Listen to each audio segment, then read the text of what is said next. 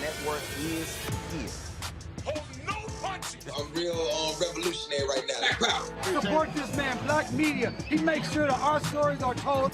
Thank you for being the voice of Black America, Roland. Stay black. I love y'all. All momentum we have now, we have to keep this going. The video looks phenomenal. See, there's a difference between Black Star Network and Black-owned media and something like CNN. You can't be Black-owned media and be scared. It's time to be smart. Bring your eyeballs home. You dig?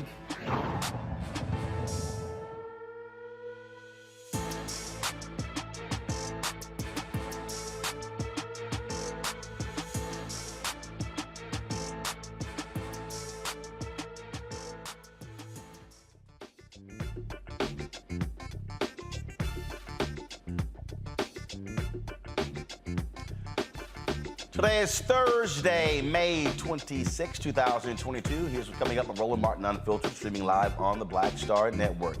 A 9-year-old fourth grader recounts the moments when a gunman barricaded himself in a classroom, killing 22 people. You'll hear this child describe how he heard the shell casing fall on the floor and how he knew it was safe to escape. Also, the husband of one of the teachers who died in the massacre, he himself has now died of a heart attack. And yet that idiot Senator Ted Cruz is kind of blaming the school for Tuesday's massacre. And wait till we show you how a Sky News crew just lit his behind up over the shootings. And why are cops all of a sudden now changing their story? Yeah, we were initially told that a school resource officer actually shot at the suspect. Now we're told there was never a school resource officer on the scene. Why are the cops playing games with the truth? 2 more Buffalo shooting victims have been laid to rest. We'll tell you exactly who they are. Plus, Republican senators failed to step up and advance a bill to help fight domestic terrorism, a bill that was approved by the House in the wake of the Buffalo shooting. I also have a recap of Tuesday's primary elections, and we'll talk to the first black major party nominee for Arkansas governor. Plus, my one-on-one with Congresswoman Val Demings, who is running for the U.S. Senate in Florida. Illinois has passed a bill requiring the police and coroners to, of course, also pull in the FBI, bring in the FBI if they have a body they cannot identify within 72 hours. We'll chat with the Illinois lawmaker inspired by Jalon Day's case to create this particular bill. May is National Foster Care Awareness Month. I'll talk to two twin brothers who, born into foster care, who are walking more than 100 miles to raise awareness for foster children. Plus, former Raiders head coach Jon Gruden moving forward with his lawsuit against the NFL. You remember the one who got fired because of his crazy-ass comments caught in the email? Same Jon Gruden. Folks, it's time to bring the funk. I'm Roland Martin Unfiltered on the Black Star Network. Let's go. He's got it. Whatever the miss, he's on it. Whatever it is, he's got the scoop, the fact, the find. And when it breaks, he's right on time and it's rolling. Best believe he's knowing. Putting it down from sports to news to politics. With entertainment just for kicks, he's rolling. It's on go, roll, roll, y'all. It's rolling Martin, yeah. Rolling with rolling now. He's funk, he's fresh, he's real, the best, you know he's rolling Martin now.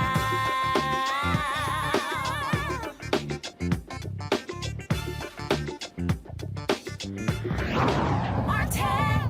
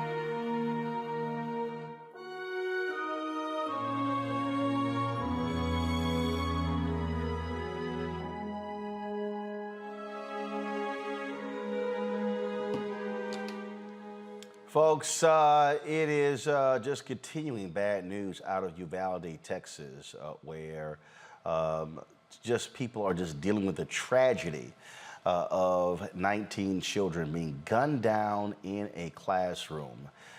Folks, this shocking eyewitness account comes from a 9-year-old student that was provided by Texas TV station KENS Channel 5 with details of when the domestic terrorist entered his classroom and killed 19 classmates and 2 teachers. Our next person's door, and then we have a door in the middle, and he opened it, and then he came in and he crouched a little bit and he said it's time to die. When he shot, it was very loud and it hurt my ear. When I saw the bullets on the floor, when I heard the shooting through the door, I told my friend to hide under something so he won't find us. I was hiding hard and I was telling my friend to not talk because he's gonna hear us. The cop said, "Help if you need help." And then one of the persons in my class said, "Help." The guy overheard and he came in and shot her. And then the cops barged into that classroom, and the guy shot the cops, and the cops just started shooting. Opened the curtain, and then I just put my hand out, and then I got out with my friends because I knew it was the police when I saw the armor and the shield. There's another young student, 9-year-old girl, who said that she smeared blood on her body so the shooter would think that she was already dead. Controversy also has erupted because parental video now being released shows parents battling police outside of Robb Elementary School as they pleaded with cops to go into the school, but they stood idly by waiting for a tactical team to arrive.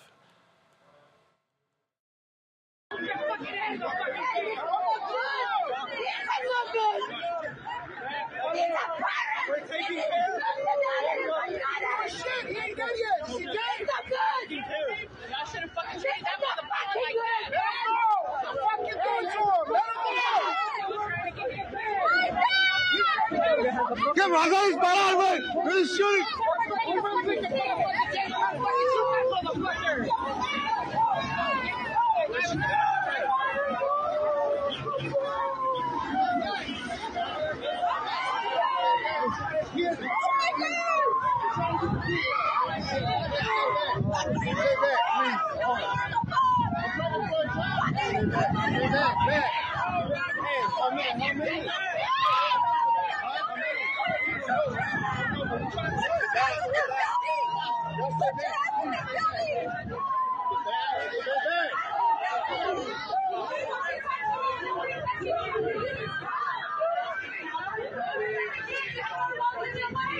Now, what has not been established is when that video was shot, was it taken before cops stormed in or after? But it has been spreading like wildfire. The Associated Press reported on these parents stating that some of the parents were trying to actually get into the school to save their children. One person was tased. One parent was literally tased by cops. Another was handcuffed, preventing them from going inside. Now, early on, we saw Texas officials praising law enforcement for their quick action. We were told that a school resource officer fired upon this domestic terrorist. Now we're being told that's not the case. There was no cop present. People are demanding answers as to why police waited an hour to go into the school. We were told the man was barricaded on the inside. Now we're told there was no barricade. They literally waited for someone to bring the key to unlock the door. More tragedy. Joe Garcia, the husband of Irma Garcia, one of the teachers, killed, suffered a fatal heart attack. Joe and Irma were high school sweethearts and married for 24 years. They leave behind 4 children, 2 boys and 2 girls, ranging in age from 12 to 23. Let's talk about this with our panel right now, folks. So much to unpack happening there in Uvalde, Texas. Joining us is, of course, Dr. Larry Walker, assistant professor for the University of Central Florida, Dr. Greg Carr, Department of Afro-American Studies at Howard University, and Terrain Walker, founder of Context Media. Reese Colbert, who normally joins us on Thursday, she is on vacation, living it up. So if y'all see her on social media, you'll see exactly where she is. Let's start here, and Greg, I want to start with you, and that is, you know, typically in these situations, news media always runs with the account of law enforcement. Now we understand that all the praise that was given to law enforcement initially, now is not true. They literally are speaking on this issue and admitting what went on here. Others are claiming that this could be a cover-up, the massive failure of law enforcement. We now know that this 18-year-old shot his grandmother, told someone else he was going to the school. The school, my understanding, the school was never notified there was a threat against them. And so as more details emerge, there are a lot of questions for the city of Uvalde, for the police department, and for all those law enforcement officers who were on the scene, who waited outside for an hour to go inside of that school. And in fact, another young boy reported that law enforcement were on the outside, and they asked for the students to call for help. One of them did, and then he was shot. Yes. Yes, Roland, it's not going to cost the patrollers anything. They don't have any concern for life other than their own. They demonstrated that. And as you said, it hasn't been established where in the sequence of events, the video that you just shared with us, with the parents being held at bay by those fine law enforcement punks outside the school as their children were being shot at in the school. And we don't know where that falls in the sequence. But one thing is absolutely clear. They have proven time and time again that they will not change their behavior until their backs are broken. And that's going to have to happen politically. Watching yesterday, as you broadcast from Black Lives Matter Square here in D.C., and watching the video that you shared at that time and the day before, we're getting a very clear consensus here. When Beto O'Rourke challenged the shovel-mouth bastard who was the governor of the state of Texas and his punk attorney general and lieutenant governor, it's very clear that that same law enforcement mentality was present at that press conference. Hands on their belt buckles, projecting their shrunken manhood, 10-gallon cowboy hats on. Meanwhile, people are dying. And of course, all of our hearts go to the Garcia family. That brother and one of the family members, as I read the reports today, is attested to have said that the man basically died of a broken heart. He died of sorrow. His wife, who had been a teacher for almost a quarter century, lost her life, and in her arms was a child that she was protecting. Now, that's a true hero, not those punk cops standing outside pushing people back. And so the only other thing I would say is that during this primary season, the White Nationalist Party, their candidates have run over 100 ads across the country with guns at the core of those advertisements. The shriveled Klan-adjacent governor of Alabama, Kay Ivey, shooting a baby 38. The punk governor of Georgia, Brian Kemp, who campaigned with a rifle across his lap when he stole the election from Stacey Abrams 4 years ago, and so forth and so on. They're not going to change, Roland. You've been reporting this over and over again. This isn't about what they did or didn't do or being caught on tape or reports. This is about a mentality that says we are gunfighters, damn it, and the lives that we care about will be ours and ours alone. And they're not going to stop until we break their backs politically. It's just that simple. Larry, just looking at just how crazy this thing is changing. Again, all of a sudden, we're hearing a totally different story about the role of law enforcement and what they were doing. And you just sit here and just sort of just shake your head, because now they're trying to figure out, okay, what's now going to be the story? All that praise for law enforcement now has to get pulled back when we begin to find out what really, really happened here. So, Roland, you have folks rewriting the script multiple times within a 36-hour period.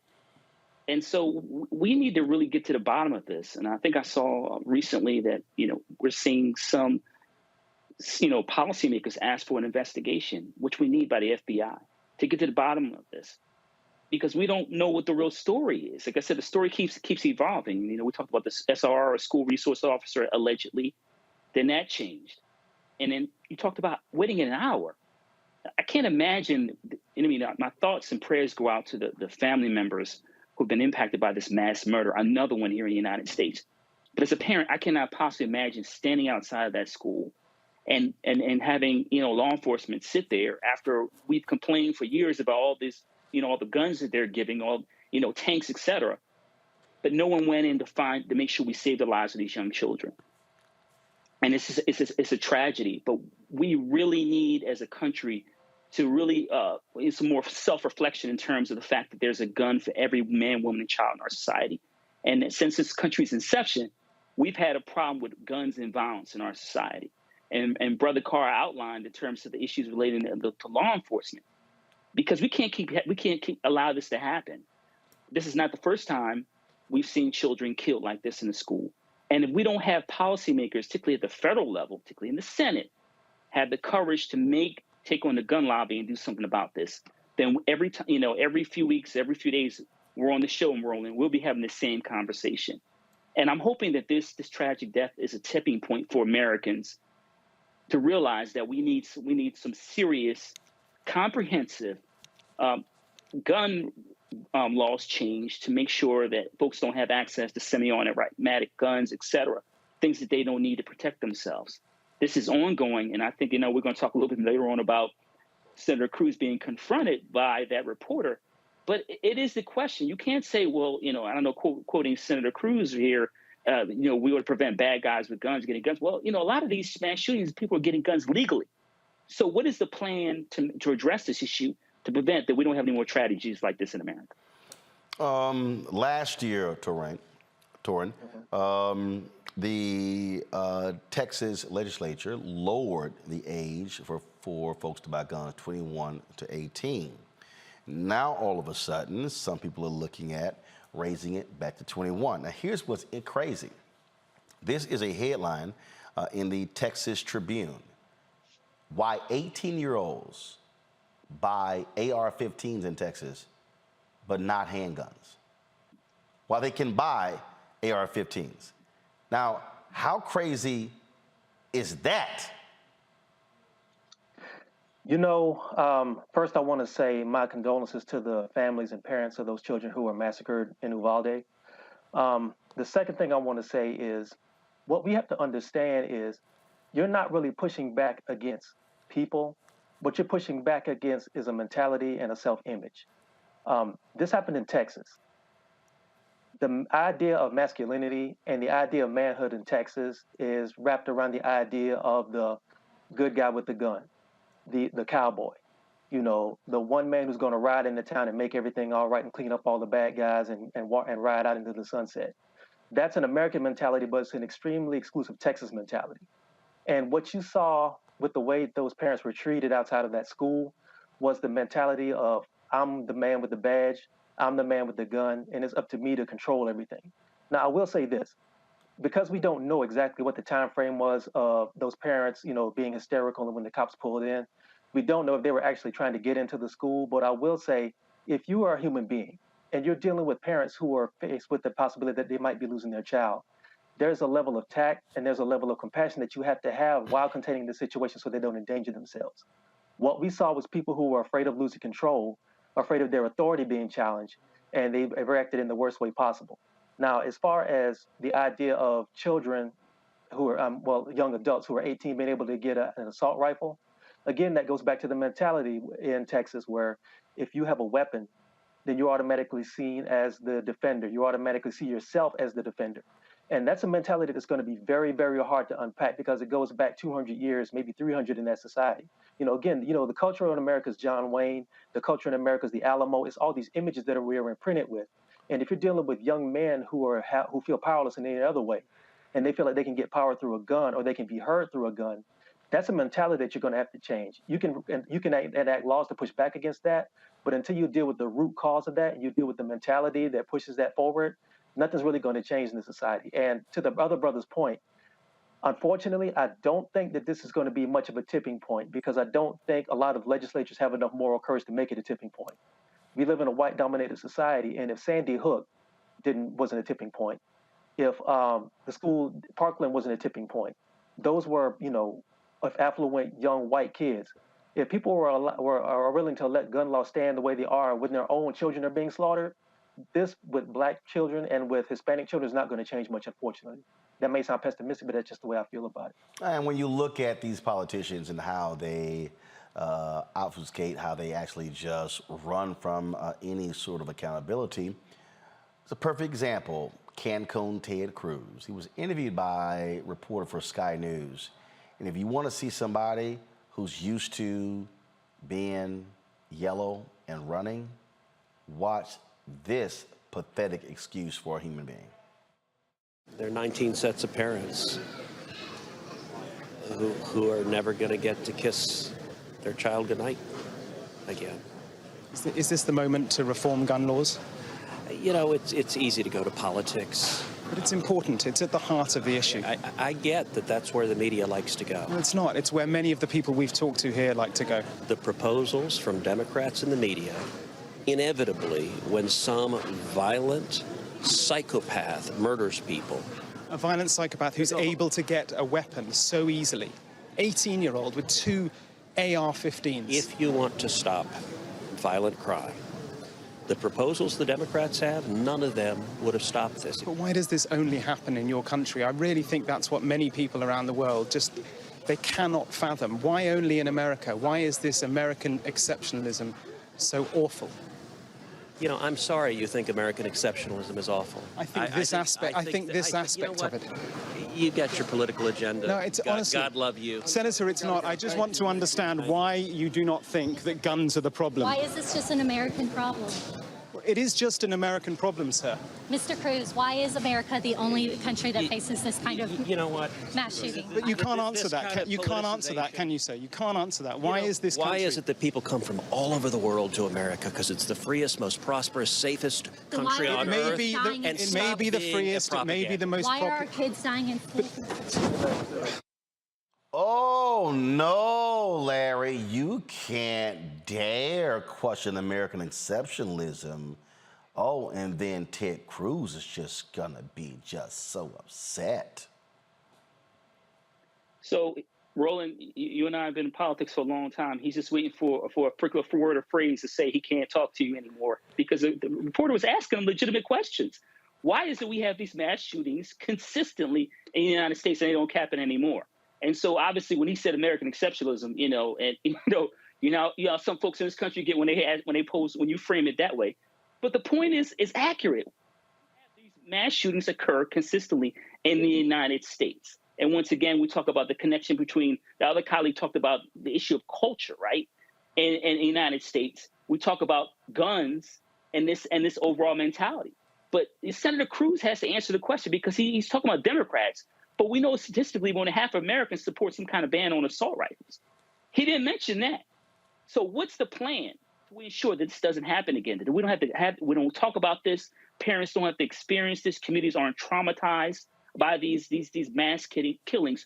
What is the policy plan at the federal level to do something about it? You can't ignore it. Well, they are continuously ignoring it. But we have to do something about this. And like I said, Americans support some kind of, assault rifle ban. But in the Senate, Republicans don't support it. They're in the gun lobby has a lot of power. You know that NRA, et cetera, for years. And no one takes more money from the gun lobby than Senator Cruz does. So I think that pretty much answers the question in terms of who's putting money in his pocket. And then why does he respond the way he did? And why does he, support common sense gun laws? Teron, I love how they go, whoa, these things, it would not have prevented it. They literally pass bills every day and fund things that don't actually prevent something from happening. Every single day.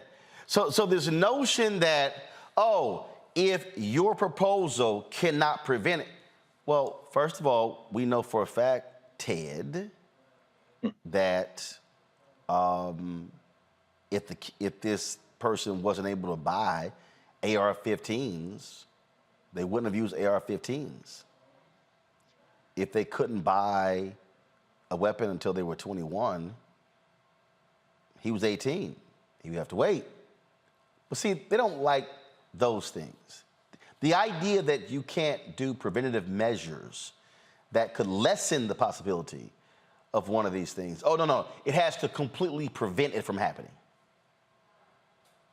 You know, sometimes I wish that America had the same thing they have in England, where they have Prime Minister's Questions Time, and you probably see it on C-SPAN, where like when you have to stand up in Congress and offer your position and you get yelled at by the people in the opposition. We don't have that in this country, and I wish we did. You know, it's very sad to see somebody who is a sitting congressperson say that they don't want to bring politics into something when all these children are dead. It really shows a lack of respect for the families. It shows a lack of respect for the bereaved, and it shows real moral cowardice. And unfortunately, moral cowardice is what drives people like Senator Cruz.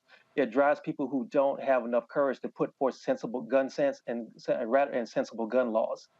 Unfortunately, like I said before, you know, there's a mentality in this country where people equate the idea of gun ownership with independence, and to a point that's true.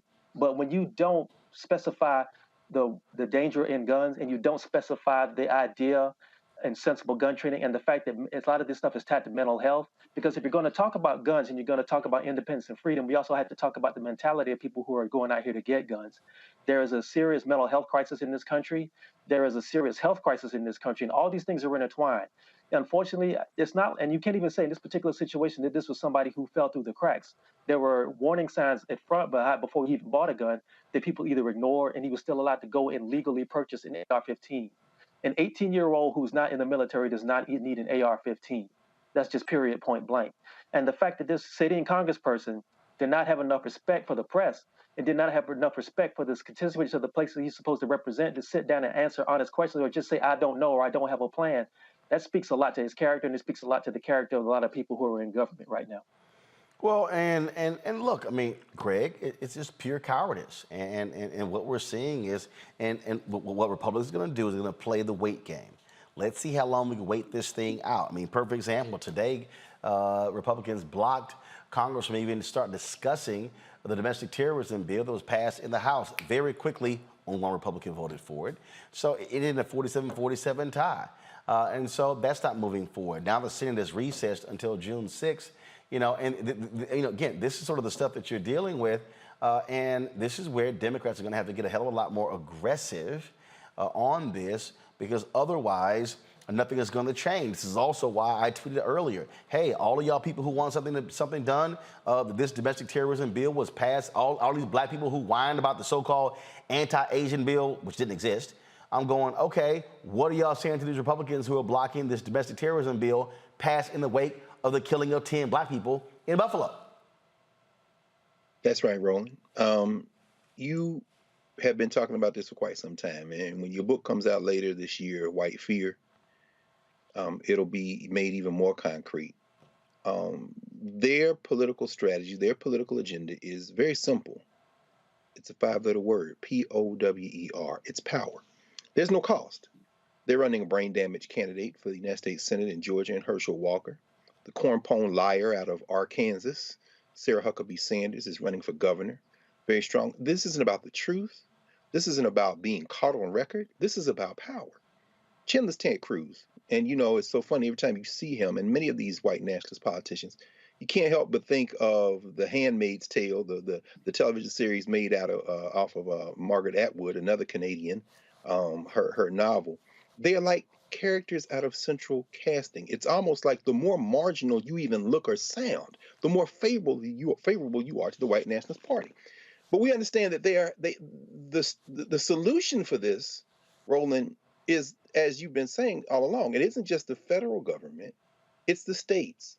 We saw California this week, in the wake of the shootings, introduce and move through the legislature a number of bills for trying to ban weapons, and Governor Newsom's strategy, which was approved by the California legislature this week in the wake of those shootings, is to take a page from Texas's ridiculous abortion law and to deputize all private citizens who then have the ability to sue gun manufacturers who manufacture, distribute, or sell assault weapons or ghost guns in parts of the state. So, this is where finally the rubber will meet the road in terms of the federal judiciary we've been talking about over and over again. We saw Clarence Thomas finally promoted to some relevance with this super white nationalist majority on the court.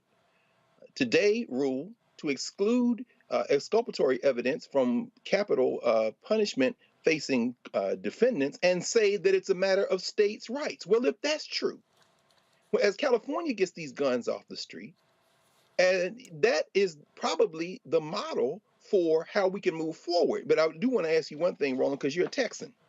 I'm sure you've received, for every little report I've received, you probably received a dozen of our people now carrying their weapons around, because not that they weren't doing it before, but now they really don't trust. And with the Supreme Court weakening open carry laws potentially in places like New York State, I'm wondering if you're wondering whether or not we're going to see more of our people simply say, well, if you're not going to do anything to protect us, we're going to do a whole lot more to protect ourselves. You have seen a significant increase in black gun clubs. You've seen African Americans embracing that. And so I wouldn't be surprised if you see that. I wouldn't be surprised if you do see an increase in African Americans homeschooling their children. I wouldn't, because look, at the end of the day, remember what happened yesterday. Police thwarted a kid who had 2 rifles at a school in Richardson, Texas. Stephen F. Austin was on lockdown today in Houston due to a threat against the school. And so we are seeing these things happen repeatedly as a result. And so, but this is what happens when you have a political party that refuses to confront the reality of guns in this country, because they want no gun control. None whatsoever. Got to go to the break. We come back. We're going to talk to the candidate for governor in Arkansas. We'll also talk about the election results from various primaries on Tuesday. You're watching Roland Martin Unfiltered right here on the Black Star Network.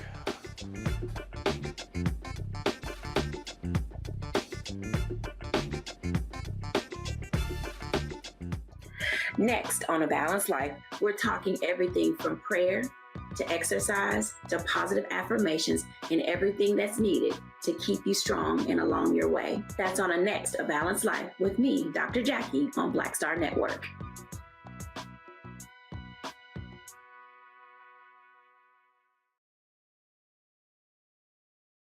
I'm Deborah Owens, America's Wealth Coach and host of Get Wealthy. Let me ask you a question. Are your financial affairs in order?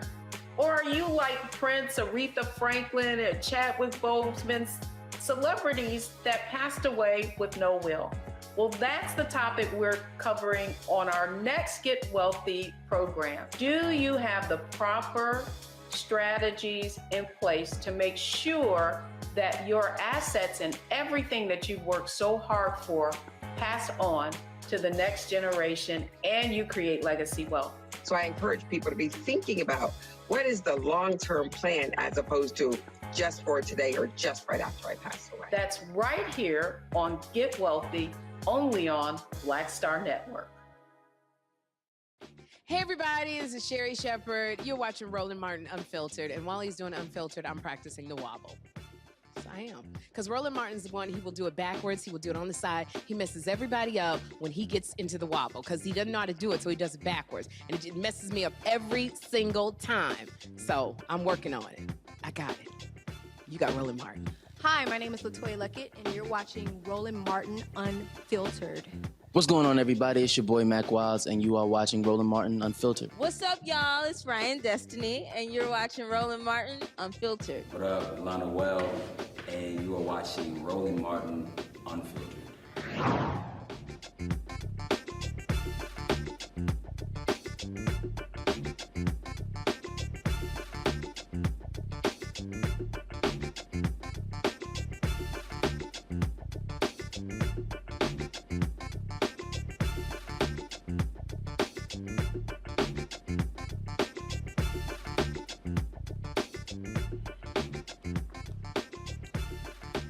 Well, I've been telling people constantly about the importance of elections in November. There are, of course, U.S. Senate races, there are congressional races, but there are also statewide races as well.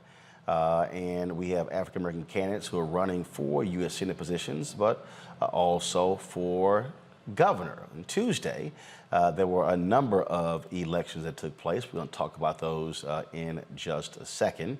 But joining us right now is someone who is going to be the Democratic nominee for governor in Arkansas. He is going to be facing Sarah Huckabee, who easily won the Republican nomination. Chris Jones joins us right now. Chris, glad to have you on Roland Martin Unfiltered. Good to be on, Roland. Good to be on. You, of course, kicked off your campaign with an ad that got a lot of folks' attention when you actually started. A lot of people were extremely impressed with that particular ad introducing you to the public. Over the last several months, you have traveled across this state, an opportunity to talk with voters there. And so how are you going to make the case in what's described as a deep red state to actually beat Sarah Huckabee? Yeah, again, appreciate you having me on the show, Roland. That's a great question. That's the question that, as a mathematician, we laid out and thought about before I even ran the race. Let me start by saying I'm a seventh-generation Arkansan. And so my family has been here, and I have an understanding of how Arkansans interact with each other. And the best way to get an Arkansan to move is to look them face to face, eye to eye, shake their hand, and have a conversation with them. The reason we traveled all across the state was because we needed to engage all Arkansans. And that was particularly important, and you'll appreciate this, is because we're not a red state. We're a non-voting state. We're 50th in voter registration, 50th in voter turnout, and actually first in absentee ballot rejection. There were 1 million people who could have voted last presidential cycle, but they chose to stay home. Those are the folks we're going after. Those are the folks we're bringing in and engaging, and that's the pathway to win the race in November. It's interesting you make that point because that's something that Reverend William Barber often talks about when he talks about low-income voters, poor voters, individuals who have checked out of elections. And so how have you gotten the Democratic Governors Association to support that? And when you look at the numbers in terms of the last election, what number are you trying to hit? Obviously, you want to get as many votes as possible, but in order for you to win, what number must you hit to secure a victory? Yeah, we've been in contact with the Democratic Governors Association and with the Democratic National Committee. They are supportive. They've been giving us advice, counsel. They're going to be supporting with resources. I'll say this, and when you think about the electorate here, the number we're trying to win, we think that the race is going to land at a presidential level, which is big for a off-year election in Arkansas.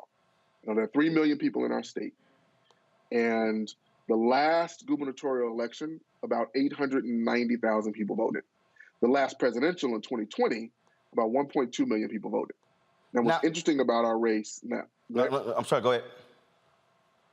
I was going to say, in just Tuesday, our primary election turnout was about on par with the 2020 presidential election turnout. So we believe that we're going to get close to those numbers. And what that means for us is we need to get about 650 to 675,000 people to not only turn out, but to vote Chris Jones for governor. And so the strategy to do so, how are you reaching out to Black organizations? How are you engaging Black fraternities and sororities, Links, Freemason, Eastern Shore, Prince Hall Mason? How are you sort of putting that coalition together to get people there? Because at the end of the day, it's a huge task at hand because there are many people who are simply saying, you have no shot. That's literally what folks are saying. Fine, you're running. They're saying you got no shot at winning. Yeah, it's interesting. A lot of folks said we had no shot at winning the nomination. And we cleared a crowded field, which included a formerly elected official. There were 5 of us total, and we got 70% of the vote in the crowded field. So now, I'm not saying it's going to be easy, and I'll go back. You might not remember this, but some years ago, you were the keynote speaker at the MLK breakfast at MIT, and I was there at the time. It's at MIT? Yeah, at MIT. No. I remember. Yeah. So, and I say that to say that, so we met and we connected, and that's a place where you take complex problems, you take complex situations, and you break it down, and you can clear a pathway. Now, again, don't get me wrong, it's not going to be easy. It's going to take fraternities and sororities, which we are engaging with, churches, a huge network. I've just as recently as yesterday, I met with a group of church pastors, and we're talking about various strategies across the state and how we make sure we continue to engage with churches. It takes old, long-time, tried and true leaders. Met with one just earlier today and talked about messaging, how we're answering questions, how we're engaging with the right folks and bringing people together. And it's going to take a coalition not only of African Americans, particularly in the Delta and South Arkansas, but of white folks and of Hispanic folks. So it's going to have to be a broad coalition to come together to reach that number. And on that particular point there, when it comes to reaching those white voters, again, the Poor People's Campaign has done a very good job of going at them economics, going at them and saying, hey, look, you're over here voting for the same party, and they have not delivered for you and taking you for granted. And so what have your conversations been like with white voters who are conservative voters in Arkansas? Because you're going to have somebody who Donald Trump is going to be coming through there. They're going to be yelling MAGA and having their hats and everything. But when you look at the numbers, when you look at the economic numbers, when you look at the education numbers, ain't like Arkansas is killing it. Right. I mean, we're 47, 48 in education. We're bottom 5 in health. We're bottom 5 in infrastructure. We're bottom 5 in broadband. My conversations are about those kitchen table issues. And when you think about it, our agenda is pretty simple. And we talk about this in all 75 counties. And I'm going to tell you a story I had with a conversation with a guy in South Arkansas in a second. But our agenda is spreading PB&J across the state. So wherever I go, I talk about the idea of spreading PB&J. And the reason we say spreading, you think about the peanut butter and jelly sandwich. If you have a bad sandwich, you take a bite and all you get is dry bread.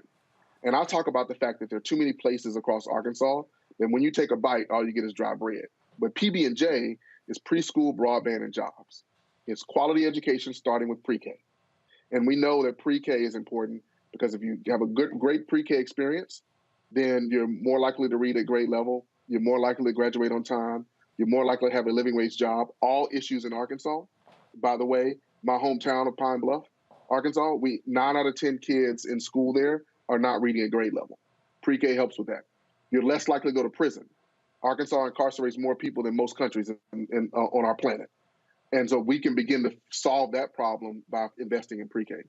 The B in PB&J is broadband, and that's a proxy for infrastructure. And then the J in PB&J is jobs, and particularly in those areas that have been left out and marginalized in the Delta, where we find a higher percentage of African Americans. So I'm having those conversations. But to your other point, I'm talking with white folks across the state. And I had a conversation in a place called Louisville, and we were at a restaurant, Sterling's Place. There was a guy named Jim, who had a cutoff shirt, it was plaid. If you look at him, you'll say there's no way he's going to vote for a Democrat, and he's certainly not going to vote for a black man. So I tapped him on the shoulder, and I said, hey, I'm Chris Jones, I'm running for governor. He gave me a little weird look, but after we talked for about 5 seconds, he said, look, let me tell you, I just want my asphalt fixed. That was an opportunity to talk to him about PB&J, the B, infrastructure, and how the next governor is going to decide where the infrastructure money is going, how his hometown of Louisville in Lafayette County, South Arkansas, has been left out and neglected for so long, and that's why his roads aren't fixed yet, and how as governor, the fact that I'm showing up is an indication that I'm committed to making sure that the roads get fixed in Louisville. And he said, you know what, I like that, I'm a Republican, but I'm gonna support you. So those are the conversations we're having, and I think it matters. All right, before I go to my questions, this is the ad I was talking about that actually caused a lot of people across the country to take notice of your campaign. Let's see if we can get this. There we go. To me. All right, folks, do you have the audio?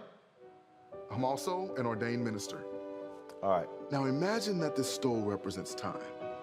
not just my lifetime, but my ancestors and my children. As a Christian, I thank God every day for that time. As a physicist, I know that time is also relative.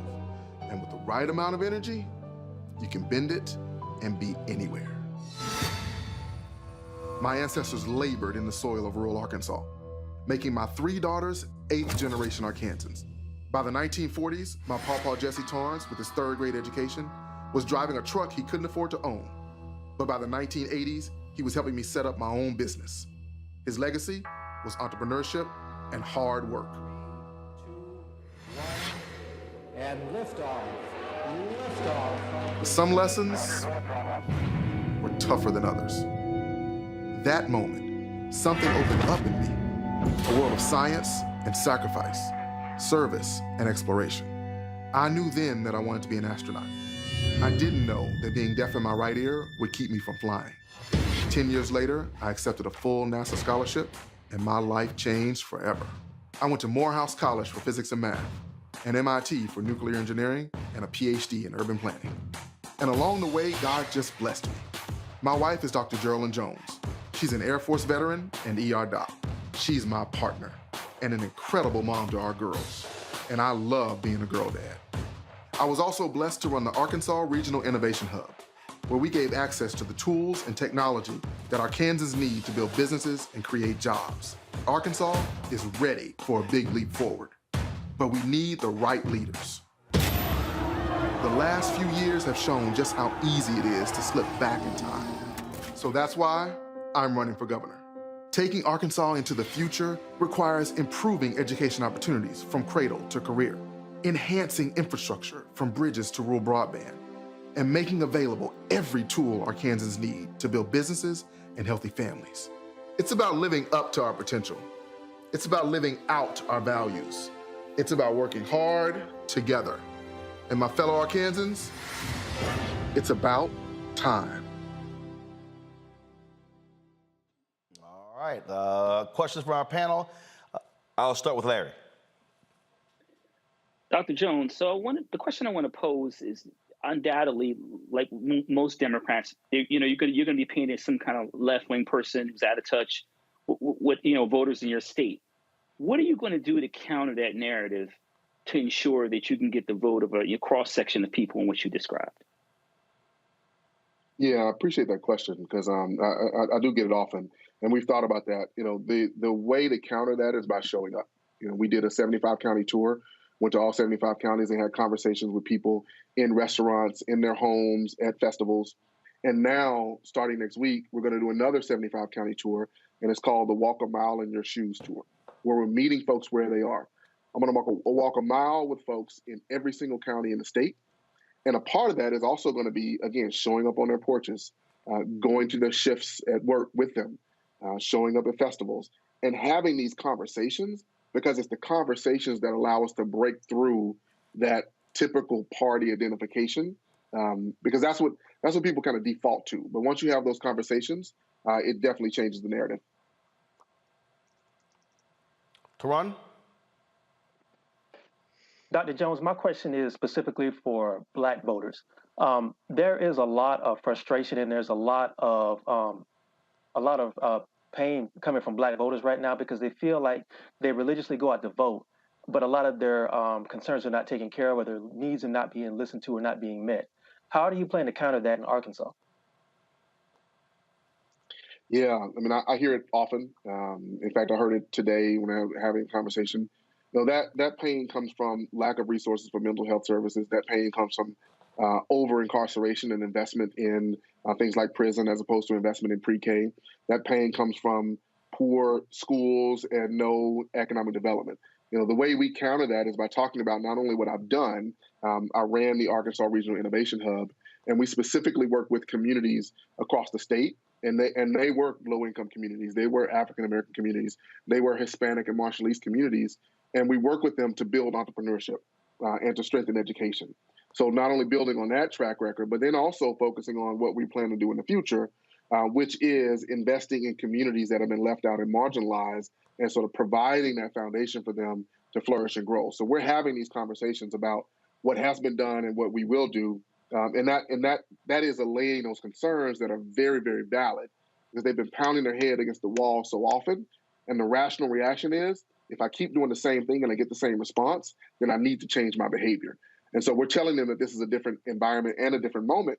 And the last thing I'll say is that we talk about the reality of the moment, in that you're facing a choice between someone who's showing up, talking with you, listening to your concerns now as I'm trying to get the job, versus someone who literally stood on stage and lied for a twice impeached president, and versus someone who's saying that I don't have to show up, I don't have to talk to reporters, I don't have to talk to Arkansans because I feel like I deserve it and I own it and it's going to be mine already.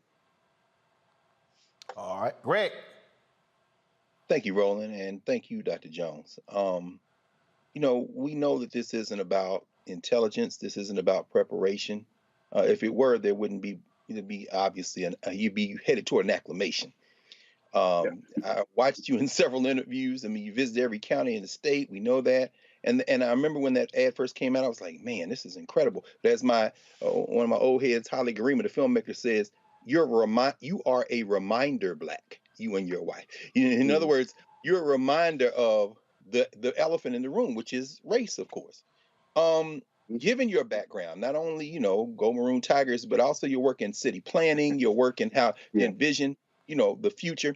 Two quick questions. Number one, what's your relationship with the business communities in Arkansas? Because it would seem that if they would come out forcefully for you, you might be able to overwhelm those white nationalists that say, I may be outside, but damn it, I'm white.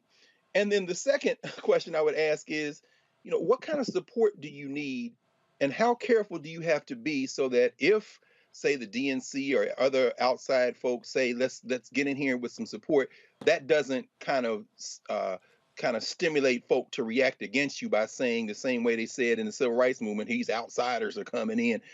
How careful do you have to be about outside stuff and then, the business community question?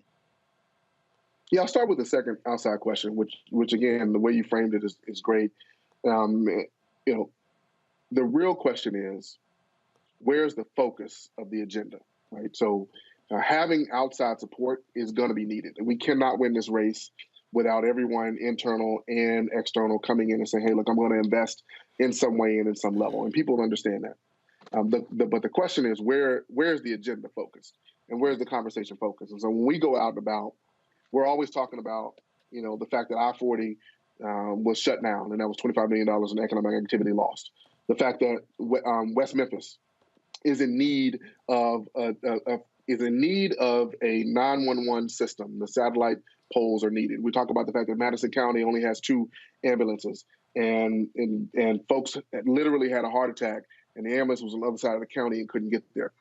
So when we talk about those conversations, then people can begin to get beyond the fact that, well, who are you supporting? Who is supporting you, if you would? Because we need national resources. The other benefit is that she's already nationalized the race. She's made it hyper-national. And so the question that Arkansans are asking themselves is, well, if we're getting this attention and these resources, then how is it benefiting me? Who's going to care most about me? And that's the question that we're providing an answer to. And then your sort of first question, remind me what your first question was again? Yeah, and my friend Holly Garima, who's Ethiopian filmmaker, lived here most of his life. He says, in this country, the success story that you outlined begins with slavery, which means it's a reminder. Mm-hmm. It's almost like a grievance narrative compared to African people who come here from other places, and they are from somewhere else, blacks. The African people in this country are reminder blacks. And I'm wondering how you overcome this notion that clearly you're a community-made man, you and your wife, MD, community-made couple and family. But for some people, and again, it's this idea that, it doesn't matter how smart he is. It doesn't matter how wonderful they are. It doesn't matter what vision he has for me. My whiteness is all I have, and I can't see past that. How do you deal with that? Yeah. Well, part of it is we committed to being authentic no matter what. So I am who I am. My experiences are what they are, and I want to bring all that to bear to serve Arkansas. The other part of it is, folks understand at the end of the day who's going to be better for my pocketbook. Who knows about the dynamics of Arkansas's economy enough to be able to benefit me? Who knows about attracting business enough to be able to benefit me? And in my work with the Arkansas Regional Innovation Hub, because I think you made a great point about how are business leaders supporting. We work directly with the business community. In fact, the current governor appointed me to an entrepreneurship accelerator program where we were providing grants to organizations that were focused in various early stage technology areas. So I have lots of relationships with business leaders across the state. And those business leaders are the ones that have conversations and say, well, hey, we might be Republican, we might be independent, but we've worked with this guy and we understand that he is really trying to bring some benefit to various communities across the state. All right, then. Well, Chris Jones, we certainly appreciate it. Good luck in the race, and I'm quite sure we'll be crossing paths on the campaign trail. Thanks a lot. Glad to be on the show. And you all go to chris4governor.com to check me out. chris4governor.com. Appreciate it. All right. Thanks a bunch. Folks, Tuesday's primaries have set the stage for a number of races. In Georgia, there, of course, incumbent Governor Brian Kemp is going to be facing Democrat Stacey Abrams in the U.S. Senate race. The clueless former football player Herschel Walker, probably suffering from CTE, is going to be facing U.S. Senator Raphael Warnock. In Texas, State Representative Jasmine Crockett defeated Jane Hope Hamilton in a runoff election for the U.S. House seat representing Southern Dallas, being vacated by the retirement of Congresswoman Eddie Bernice Johnson. That's pretty much a shoo-in, so you can pretty much call Representative Crockett the Congresswoman-elect from the 30th Congressional District. Also, there will be a Republican runoff in Alabama between Katie Brooks and Congressman Mo Brooks for the Republican U.S. Senate nomination as well. Then you have Yolanda Flowers and Malika Sanders Fortier. They'll be battling out for a runoff for the Democratic nomination there as well. And so you have, of course, a number of other races that have been taking place in other states. And so we have been looking at all of those, and we'll continue to be covering these primaries and setting the stage for November. Folks, keep in mind, when we talk about getting ready for November, June 18th, the Poor People's Campaign will be holding their mass march here in D.C. on June 18th. Please go to their site and register. We're going to be broadcasting live from there on that particular date as well, poorpeoplescampaign.org.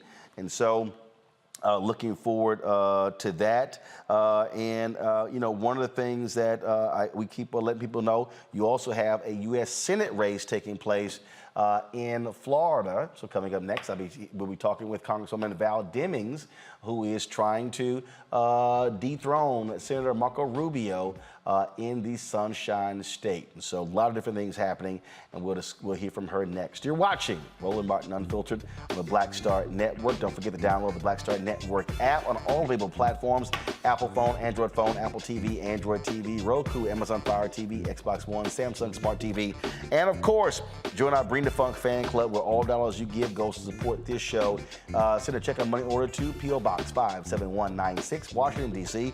20037-0196. Cash App is $RM Unfiltered. PayPal is R Martin Unfiltered. Venmo is RM Unfiltered. Zelle is Roland at RolandSMartin.com. Roland at RolandMartinUnfiltered.com. We'll be right back.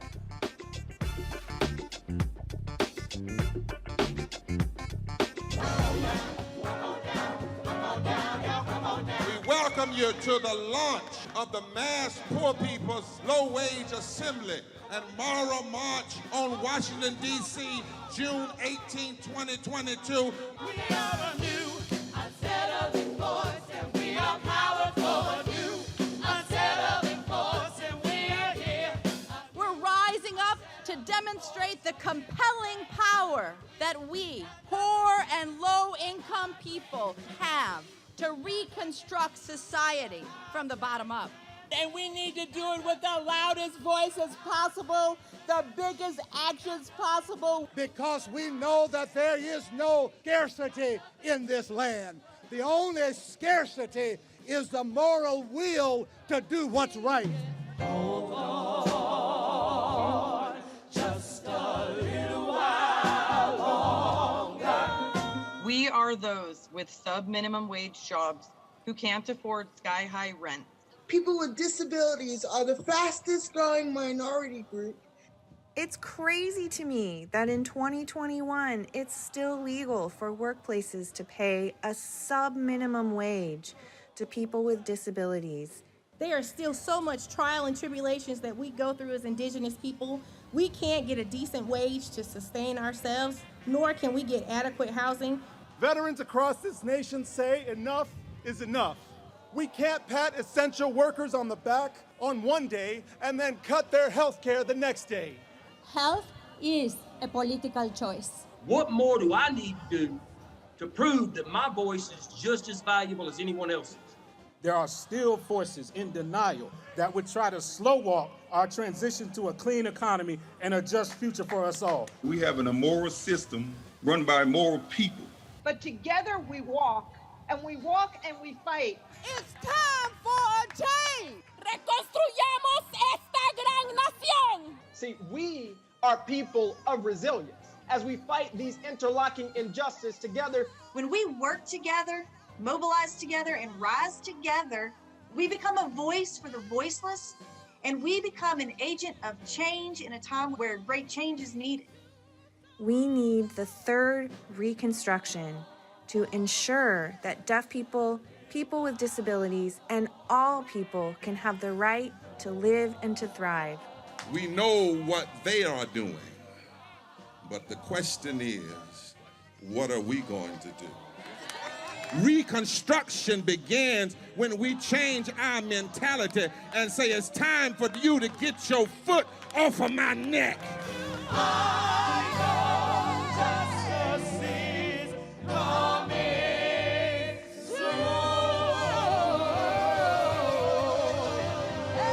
Hey, I'm Donnie Simpson. What's up? I'm Lance Gross, and you're watching Roland Martin Unfiltered.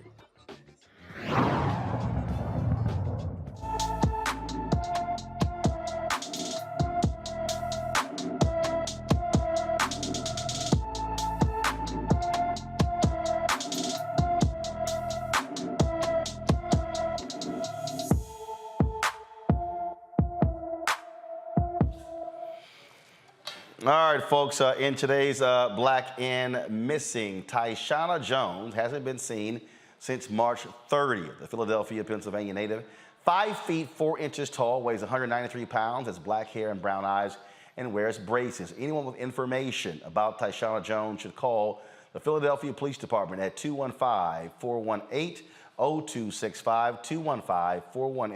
215-418-0265. The way Illinois State Police handled August's disappearance and death of Illinois State University graduate student Jelani Day caught the attention of Illinois lawmakers. One in particular is State Senator L.G. Sims Jr. He created a newly passed bill that requires medical examiners and county coroners to call the FBI when they can't identify a person within 72 hours. Senator Sims joins us now from Chicago. Glad to have you on the show. And so walk us through this when you say requires them to call the FBI, because normally the FBI only gets involved in cases that rise to a federal level. And thank you, Roland. Thanks for having me. I love that sweatshirt, my brother. Well, Alf was running everything. Everybody else just secondary. That's right. So the new law, Senate Bill 3932, as you mentioned, was spurred and sparked by the disappearance of Mr. Jelani Day. Mr. Day was he was reported missing on August 24th, discovered on September 4th, but wasn't identified until September 24th. What this new law will require is if a medical examiner or coroner has custody of human remains that aren't identified within 72 hours, then that coroner or medical examiner would have to reach out to the Federal Bureau of Investigations for assistance. What we were finding, particularly in the case of Mr. Day, and other smaller counties around the state of Illinois, they don't have the resources necessary to identify remains or to process those remains quickly. So what we wanted to do was make sure that we provided those resources and take every opportunity to provide resources to get loved ones and bring closure to the loved ones. When you talk about the pain that Mrs. Day and the Day family experienced and all of Jelani's loved ones experienced, that's a terrible pain. So we wanted to make sure we were shining a bright light on this issue But also, there are other instances where individuals go missing. You have black people, black women in particular, they make up the 35% of all missing persons cases, even though black women are only 13% of the United States population. So we've got to make sure that, you know, there was a case in my district, Miss Kiara Coles, who's a United States postal worker. She went missing and she has not been found. We've got to bring a priority to these missing persons and identify those individuals who have gone missing and help their loved ones get the closure they deserve.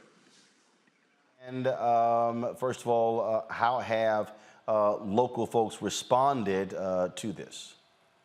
There's been a great deal of positive support for the new law, as was talked about with Governor Pritzker identifying and signing the new law signing the bill into law. There was a groundswell of support, including from the loved ones of Mr. Day, and his family. That was one of the reasons why this was such a priority for us. There were individuals from across the state. Now to say that everyone was on board, that would not be true. There were some individuals who did not want the law in place because they felt that they could address these needs themselves. But the point is trying to get assistance to those who desperately need it. And that's really what we were trying to do. All right, then. Well, Senator Sims, certainly congratulations on that. And it was a case that we certainly covered, and it was certainly far too long it took to find him. And so hopefully that will not be the case when someone comes up missing in the future. Absolutely. I hope that I never want to hear that pain in any family's voice again. But I was so proud to be able to get this bill passed into law and to hear the joy in Mrs. Day's voice as we pass this law on behalf of Jelani, and she now knows that his legacy and his name will live on. All right, then. Well, that's absolutely true. We surely appreciate it. Thanks a lot. Great job. Thank you, my brother. Appreciate it. All right, take care. Talk to you soon. All right, folks, going to go to a break. We come back, we'll hear from Congresswoman Val Demings. She's trying to unseat Senator Marco Rubio in Florida. We'll talk about her campaign, her race, and what she wants to do for black businesses. You're watching Roland Martin Unfiltered on the Black Star Network. I'm Dr. Greg Carr, and coming up on the next Black Table, thinking about the Black freedom movement in a global way. Dr. John Monroe joins us to discuss his book, The Anti-Colonial Front, which maps the social justice movement in the United States and its impact internationally, from Asia to Africa, and how movements like anti-communism were used to slow down racial equality, like critical race theory today. Critical race theory today, communism back then, that's essentially mobilized to shut down any challenges to a given system of power. Connecting the civil rights movement to colonialism on the next Black Table, exclusively here on the Black Star Network.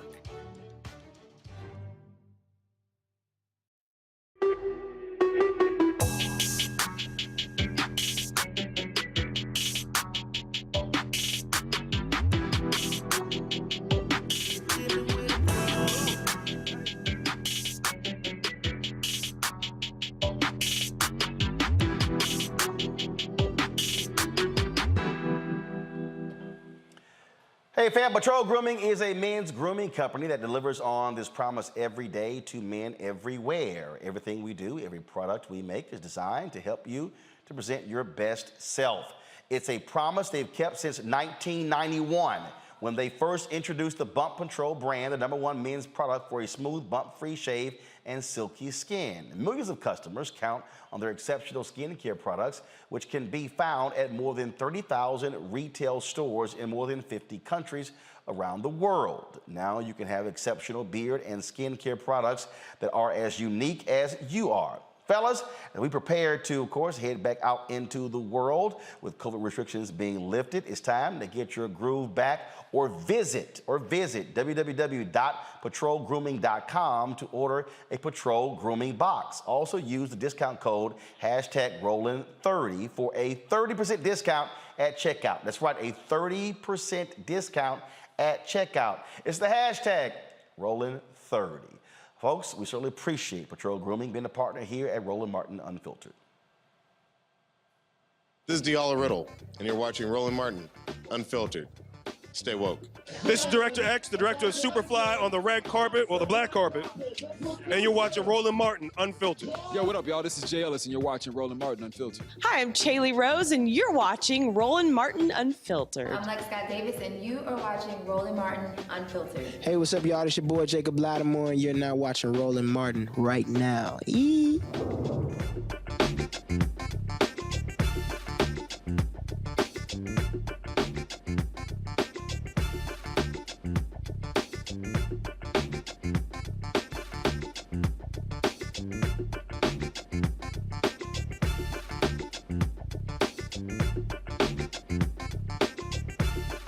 All right, folks. Congresswoman Val Demings is running for the U.S. Senate in Florida. She'll be facing incumbent Senator Marco Rubio. Earlier today, she and I had a conversation about the campaign, talked about a variety of issues, what happened in Uvalde, her experience as a former police chief, and what she's going to do to help black businesses. Check this out.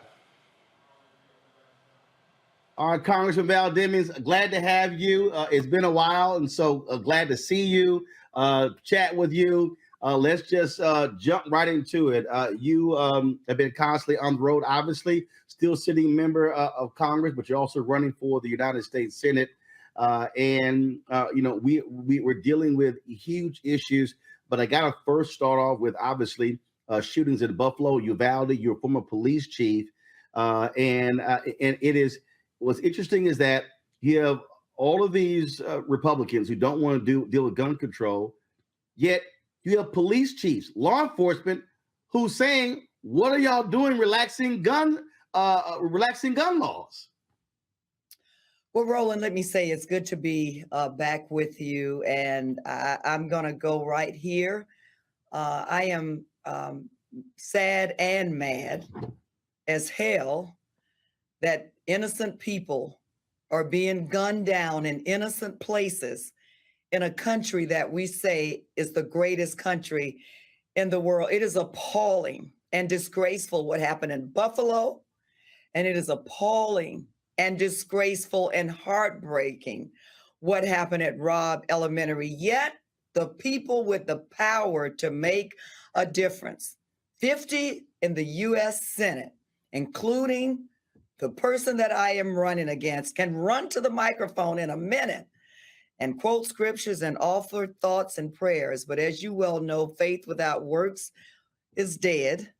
So when you finish praying, get up off of your knees and, damn it, get something done to protect innocent people in innocent places. So I've seen the natural reaction from Republicans and conservatives saying, "Oh no, Democrats, you just want more gun control. That's not going to solve any of these problems." They're talking about creating single doors for students to go through, putting steel doors in place, bulletproof glass, things along those lines. Again, you've served as the head of a police department. And so from your vantage point, what is needed to deal with what we are witnessing when it comes to our schools? But again, our mass shootings aren't limited to our schools. In Texas, they had a mass shooting at a church, a mass shooting at a school, 2 mass shootings at a school, a mass shooting in El Paso at a Walmart, and of course, Buffalo was at a grocery store. Roland, look, when I was appointed chief of police, crime was at an all-time high. And my first priority was the reduction of violent crime. My second priority was to remove crime guns out of the hands of criminals. Look, the Republican Party and Marco Rubio love to talk about the Second Amendment. Let me just say this. I grew up in a house with a man who went hunting like every other day. If he didn't do it, we may not have had anything to eat. I carried a gun for 27 years. This has nothing to do, this issue, with the Second Amendment. This is about keeping guns out of the hands of dangerous people. It's about keeping guns out of the hands of the mentally ill. It is about keeping guns out of the hands of terrorists. And it is about keeping guns out of the hands of dangerous felons. So I'm going to say what my husband says. You can make your mouth say anything, But doggone it, what are you going to do to address this issue as a police chief? If I stood up in front of my citizens and said, after a shooting, and there were innocent people were killed, and said, I thoughts and prayers for the victims, and quoted scriptures, and then went about my business, I would have been fired, and I would have deserved to have been fired. As a police chief, our primary responsibility as law enforcement officers is the safety and security of the people in our jurisdictions. And look, America has failed those children. America failed the citizens in Buffalo. We failed the victims of the Pulse nightclub that is in my district. We failed the students and teachers at Parkland and now Robb University. We have got to pass legislation like universal background checks, which 90% of Americans agree with. Red flag laws. Here in Florida, we have over 5,000 instances where red flag laws have been used. And the people believe that they reduce violence or led to more successful outcomes. So we need to start talking and get busy and do something to protect innocent people. As you're talking, I thought about yesterday's news conference. I sat there. I'm a native Texan, still vote there, and Governor Greg Abbott and Lieutenant Governor Dan Patrick were talking about mental illness. Yet last year, the same governor cut $211 million from mental health programs, and I think that's also what drives me crazy when I listen to folks bring that up immediately. But then when you look at the voting record, they cut mental illness. The number of states that refused Medicaid expansion for mental illness. So as what are you saying and what are you hearing on the campaign trail when it comes to this issue? Roland, Marco Rubio has been in office since 1998. He's been in political office. Good for him if that works for him, but it doesn't seem to be working very well for Floridians. When I'm traveling the state from the Panhandle down to the Keys, and I'm talking to Republican voters, independents, and Democratic voters, they are sick and tired of hearing news like we've heard this week coming out of Texas. They are sick and tired of career politicians who say one thing, run to the microphone and say one thing, and do absolutely nothing to address the issues. Mental health, and I think for the former chief of Dallas, David Brown, said it best when he talked about some of the responsibilities that are on law enforcement. And look, everybody counts and everybody's accountable. That includes law enforcement. But Chief David Brown says this: every time there is a societal failure, we give it to law enforcement to handle. He was the police chief in Dallas. He said, not enough mental health funding. Give it to the police. Not enough drug addiction funding available. Give it to the police. And so in this country, and you had to mention the states that have not expanded Medicaid, here in Florida, we're one of only 12 states that have not expanded Medicaid, which is shameful and disgraceful again. The people are sick and tired of it, and it is time to elect people who are not playing politics, but believe that we should address some of the quality of life issues, as well as hold America to its promise. And we're not doing that very well right now. Now, on that particular point, what you just laid out there, you hear the people who are highly critical of defund the police. I've interviewed the people who said that. And what I've heard them say is, stop giving all of the money to police departments to do the functions that are frankly outside of what they actually are there for. And that is, we've got to reimagine policing. We've got to reimagine our budgets to say, look, if you're sending cops to handle mental illness cases, send mental health professionals. If you're sending people to handle domestic violence, make sure you have domestic violence specialists. That point you make there is so important, because in a lot of cities, half of a city's budget goes to the police department. And I've interviewed cops who say, why am I doing stuff that frankly is not what cops should be doing? Police are not the answer to every problem in America. And let me say this too, Roland. As you know, I served as a law enforcement officer for 27 years, had the honor of serving as the chief of police in Orlando. Our primary responsibility is the safety and security of the people in our jurisdictions, as I said earlier. The police are crime fighters. This is not about defunding the police. This is about funding the police and making sure that they have the resources, the equipment, the training that they need to effectively protect people from those who would do them harm. Crime is still one of the top concerns. Look at New York. Out of all of the great candidates that they had running for mayor, at the end of the day, it was the police captain who won that election. People want to be safe. But the other issue is, we have got to be serious. I think we can walk and chew gum at the same time. We've got to be serious about funding programs that address those social ill problems, mental illness, drug addiction, substandard education, substandard housing, all of those things that directly impact the quality of life of people living in this country. I believe we can walk and chew gum at the same time, and we can do this if we elect people who have the political will to get it done. You are obviously in a very tough race. It is in a state where Democrats have had fundamental issues, especially with Hispanic/Latino voters. What is happening there when it comes to your infrastructure? You look at the governor's race, Andrew Gillum lost by 30,000 votes to now Governor Ron DeSantis. And one of the things is that two of the counties where Democrats depend upon votes, Broward County and Miami-Dade, their turnout didn't even hit 60%.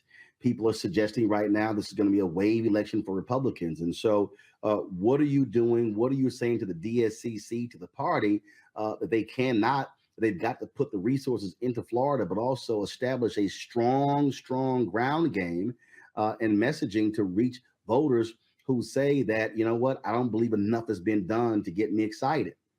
Well, Roland, let me just say this. I grew up, as you well know, poor, Black, and female in the South. Florida is my home. I grew up in a rural part of Florida.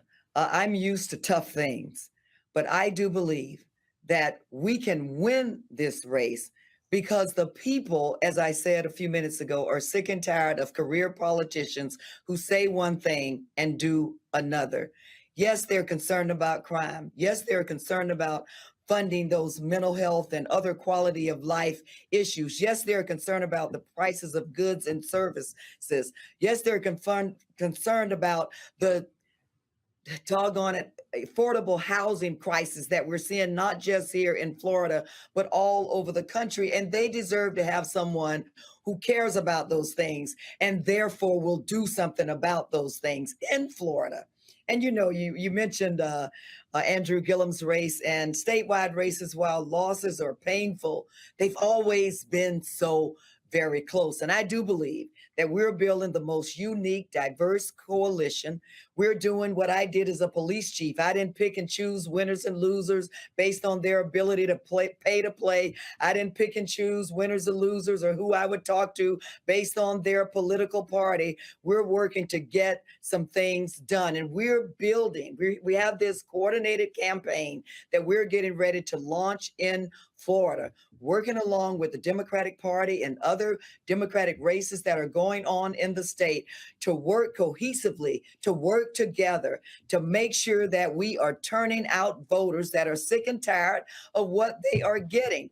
Republican, independent, Democratic voters who believe in the Constitution, believe in the rule of law, and believe in our democracy. And I really do believe, and you mentioned the Hispanic voters, and we clearly understand that it's not just Cuban Americans.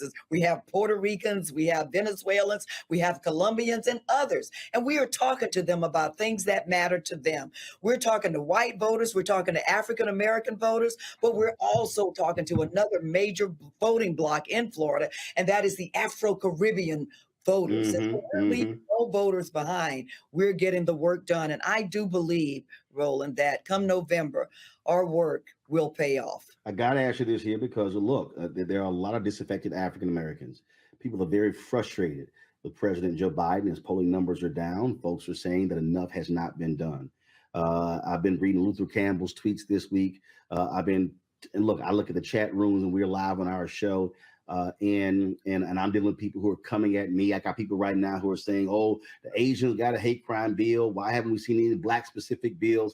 Even though that was a bill that was passed in the House dealing with domestic terrorism after Buffalo, the Senate just Republicans stopped it from going forward. So what do you specifically say to an African American, a young voter, somebody who is middle aged, someone who's older, who is saying, you know what? I'm sorry. Enough hasn't been done. I'm just going to sit this thing out. Yeah, Representative Val Demings is running. She's great, but I'm sorry. I'm just not interested. What do you say to that person, whether they're in Florida or they're in North Carolina, Wisconsin, or Pennsylvania, Ohio, or Georgia, or Nevada, who's saying, hey, I'm just not going to vote? What do you say to them?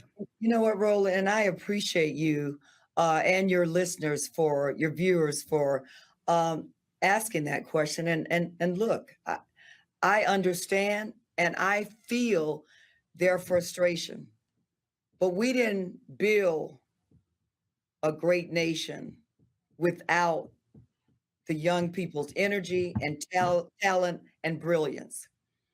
If you look at every great movement that we've had in this country, whether it was the women's suffrage movement and women fighting for the right to vote. Remember those Black women? 22 of them were from or founders of my sorority and others who said, we're not accepting the status quo. Yes, this is hard. Yes, I'm frustrated. Yes, I'm discouraged, but doggone it, I'm going to work to get it done.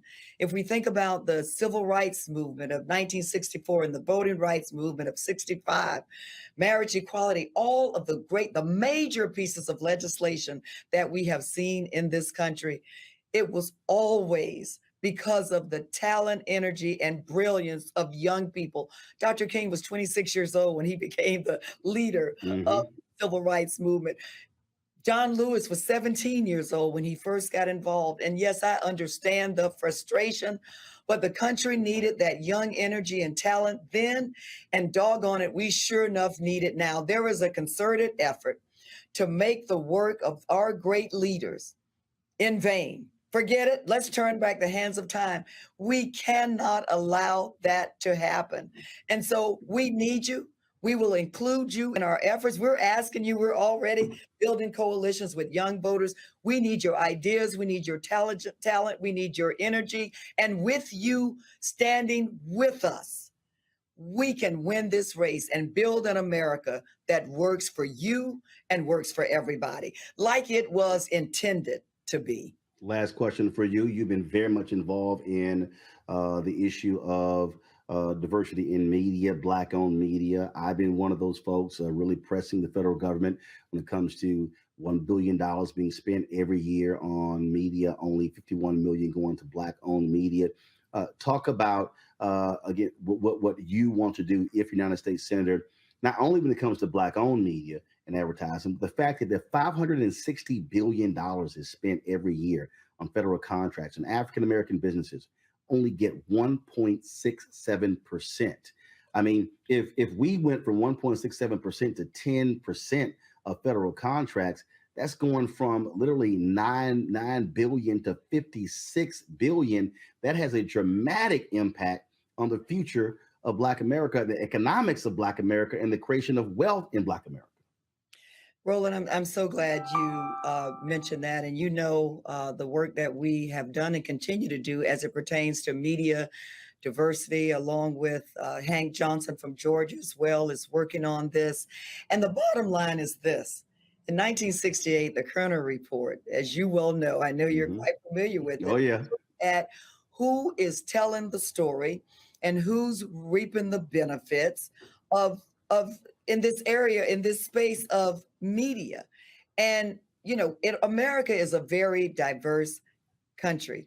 America says that if you're willing to work hard and play by the rules, that you too can have an opportunity to succeed. Our job as legislators is to make sure that we continue to create those opportunities. Look, we have the greatest talent, as I just said, the greatest energy in this country. Let's create the greatest opportunities. And certainly Black media, Black-owned companies are a major part of that. And so my job is to help to balance the playing field and give those opportunities. Who tell the story matters. Who's making those decisions matter. And we have to create opportunities and venues and avenues for Black-owned companies, Black media, to be able to reap the benefits of living in the greatest country in the world. I want to thank you, Roland, for being a part of the work that we are doing. We are not done. So I look forward to what we're able to do together in the future. All right, Congresswoman Val Demings, we appreciate it. Look forward to having you back on the show and seeing you on the campaign trail over the next several months. Thank you so much. You take care. Stay safe. Thanks a bunch. You're welcome. All right, let's get it cranking with our panel. Look, Florida's going to be an extremely difficult race to win. Democrats to run. Actually, I'm going to start, Larry, you're there in Florida. Have been in disarray in this state. DeSantis has been cementing power. You're there. How do you see the state of Florida shaping up in this Senate race? Roland, as always, it comes down to turnout. And you talked about that, during your discussion, particularly in the Black community. And in the unique demographics and the diversity in terms as it relates to the state of Florida, there are a few things that, Congresswoman Demings mentioned I think are really important as it relates to demographics. Obviously, the, Latino community in the state, but also Afro-Caribbean, people of Afro-Caribbean descent, which includes my in-laws, so from Jamaica. So it's really important in terms of, like I said, as it relates to the, racial ethnic diversity of the state, that Democrats and obviously Congresswoman Demings make sure that those communities, people come out to vote. Because, Roland, you're right. A lot of Black folks, when I talk to, when they talk about President Biden and what they haven't seen, may not turn out in November. And it's incumbent on, obviously Democrats to do a great job in terms of to get out the vote. But I think that, Congresswoman Demings has a unique opportunity because people, particularly in Central Florida, know who she is, and obviously, her work in Congress. But it's going to take a lot of work. But I think she's got a great platform. She clearly articulated that today. She's a super strong candidate. But it's also going to be really important in terms of with the DNC, in terms of the consistent support she gets over the next couple of months. I think the race will be close, but once again, it's going to be in terms of what you see at the margins, in terms of, like I said, some of the folks from, those different racial ethnic groups, in terms of getting them out, but not only in terms of getting them out, but prior to that, really speaking to issues that they're really passionate about. Roland, one of the major issues that the state of Florida, particularly Central Florida, where Congresswoman Demings represents, is a housing crisis. And the rate in which housing is going up over the last year in Central Florida and the statewide. And also that's going to contribute to more homelessness in the state. So we're seeing, once again, that gap between the haves and the have-nots in the state growing. But it's going to be really important in terms of how, Congresswoman Demings, as she talked about in this interview, but talks to the everyday Floridian about why they should vote and why they shouldn't support Senator Rubio. But once again, I think she does a really good job in expressing those issues. It's going to matter in terms of how people really feel about the Democratic Party right now. Greg, and as we see, like I said, Greg, Democrats have been getting crushed with Latino vote. You look at the last election, the Venezuelans went for Trump over Biden in a huge way. She is going to have to close that gap, and she's got to maximize Black turnout. I remember looking at a story in the Tallahassee Democrat in the race between Gillum and DeSantis, and they showed the top 15 counties, and they showed in terms of the turnout.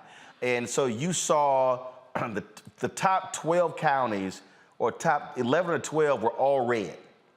Well, turnout was anywhere from 65 to 75% of eligible voters.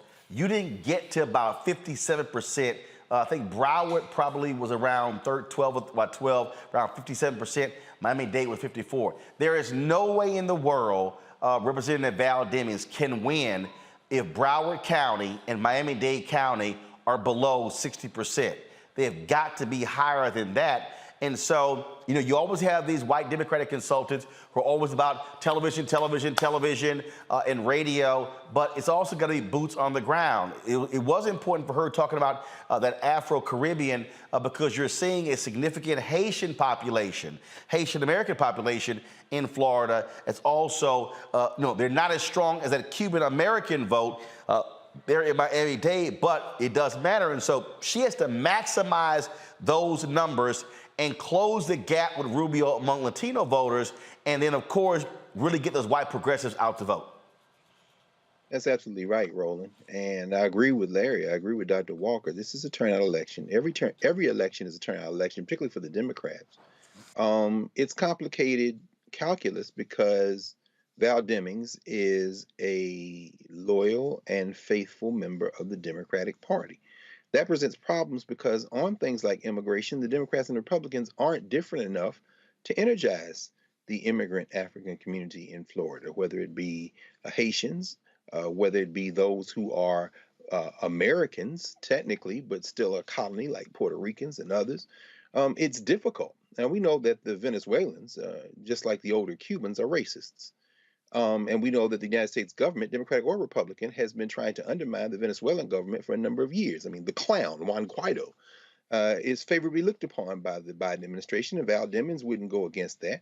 But that having been said, we're facing a situation where, again, this isn't about appeal to logic or issues. We know that perhaps nearing 60% of Floridians are against that 15-week abortion ban that the clown governor, who, as far as many of us are concerned, stole the governorship from Andrew Gillum, signed into law. But that really doesn't matter. What matters is, can you get your people out? Marco Rubio, who does not have the excuse of Herschel Walker, maybe Herschel Walker has CTE. Marco Rubio is just an idiot. On the leaked abortion draft, the overturning Roe, Val Demings comes out, of course, in full support of women's right to choose, and little Marco starts prevaricating because he understands he doesn't have to have a position on the issues. All he has to do is continue to have a pulse, and the machine will turn it out. And so, finally, again, echoing what Larry just said, Dr. Walker just said, and what you just said, Roland, what we're seeing in these primaries, in this primary season, in a season where Brother Jones won the Democratic nomination in Arkansas with about 66,000, I think, votes, and Sarah Huckabee Sanders won the Republican primary with 288,000 votes, and the cat that finished second was within 8,000 votes of the winner on the Democratic side. These people are fired up trying to protect their white nationalist concept of this country. So I wouldn't spend a whole lot of time chasing folks. How long, Roland, have you been telling these damn white consultants to stop chasing them three-toothless white voters that ain't never coming home? Expand the base. I just don't know if Congresswoman Demings is gonna be able to do it, but in part because that's not the Democratic establishment playbook. Doron, again, when you look at one of the things that I think is a plus for her, they're gonna try. It's a little hard to try to call her anti-police when she's a former police chief. Her husband is a former head of a police department who's now a mayor. And so Marco Rubio can't have a law enforcement debate with somebody who had that gun on their hip and a badge on their chest for longer than he's been a U.S. Senator. No, Roland, you're absolutely right. Yeah, because we know that that's the Republican go-to is like anybody who's automatically a Democrat is soft on crime, or they're in the pockets of criminals. Somebody like a Val Demings, you can't say anything about that because of her track record and because of her bona fides. I think once you take that out of the equation, the thing to really pay attention to is that Florida, as always, is again a battleground state. And as Representative Demings said earlier, every vote is going to have to matter in this election. But here's the thing. As you alluded to in your interview with her, and as some of the other brothers on the panel have said, you can't win an election, whether it's a local election or a governorship or a congresspersonship, or definitely not the presidency, without the black vote. And we are in a time right now in America where there is a lot of frustration within the black electorate. Not just young people. You have a lot of people who are middle-aged and a lot of people who are older who are very frustrated, and you have to speak to that population of voters. You have to let them know that what their concerns are your concerns as well, and they want to be spoken to in that way. And as Dr. Carr said, the Democratic establishment is so concerned with trying to catch the white woman and the white voter in the suburbs and completely ignoring their base, and that is not going to win you an election. And those days are over with. You can't show up to the black electorate with music and dancing and this sort of thing and expect them to come along with you. You have to speak to them like intelligent voters. You have to speak to them, to their concerns, and you have to tell them what you can do for their concerns, because they've heard this before. They heard it 2 years ago. They heard it 4 years before that. So you have to respect the intelligence of the black electorate, which is your base, and appeal to them, and then you can win. All right, then. Well, this is certainly one of the races we're going to be watching. All right, y'all. You know what time it is. No charcoal grills are allowed. I'm white. I got you, Carl. Yeah, illegally selling water without a permit on my property. Whoa! Hey! You don't live here. I'm uncomfortable.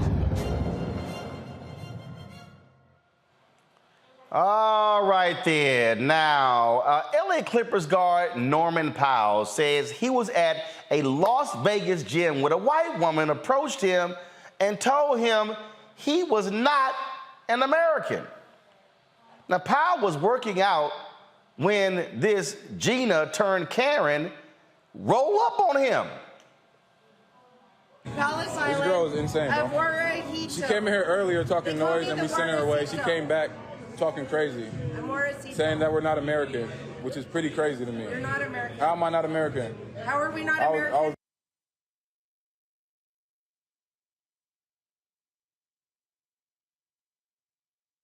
All right, y'all. So the video there froze. I mean, again, just so you understand. So here's a brother. Okay, y'all got it working now? Go ahead and play it.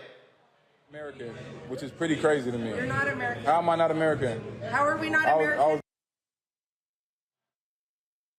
All right, not quite sure why our video playback machine is freezing. Let me see if I can find the video myself. All right, let me see here. All right, because this is one of these crazy, and I keep telling y'all we dealing with nutcases here. All right, play the video. And we sent her away. She came back talking crazy, saying that we're not American, which is pretty crazy to me. You're not American. How am I not American? How are we not American? I was born and raised here. My family. My descendants is from Africa, yes. My family. But I am American. I was born here. And I was a slave. How were you a slave? What made you a slave? Because I was black and my last name's Howard. You were black? Yes. You got revitiligo? You like Uncle Ruckus? You seen the Boondocks? You like Uncle Ruckus? I like. You got revitiligo? I like the blues. What does that have to do with anything? Our music. What does our music have to do with anything? Oh, we already called the police. We already called the police. They're on the way. Don't lie. We already called the police. No, you ain't. We already called the police. My man's on the phone right now talking to the police. My man's on the phone talking to the police. Oh, you're on live. You're on Instagram live right now. You know that I come from a family of gamblers. That's cool. My grandfather. That has nothing to do with what you're talking about right now. Paid for my that has nothing to do with what you're talking about.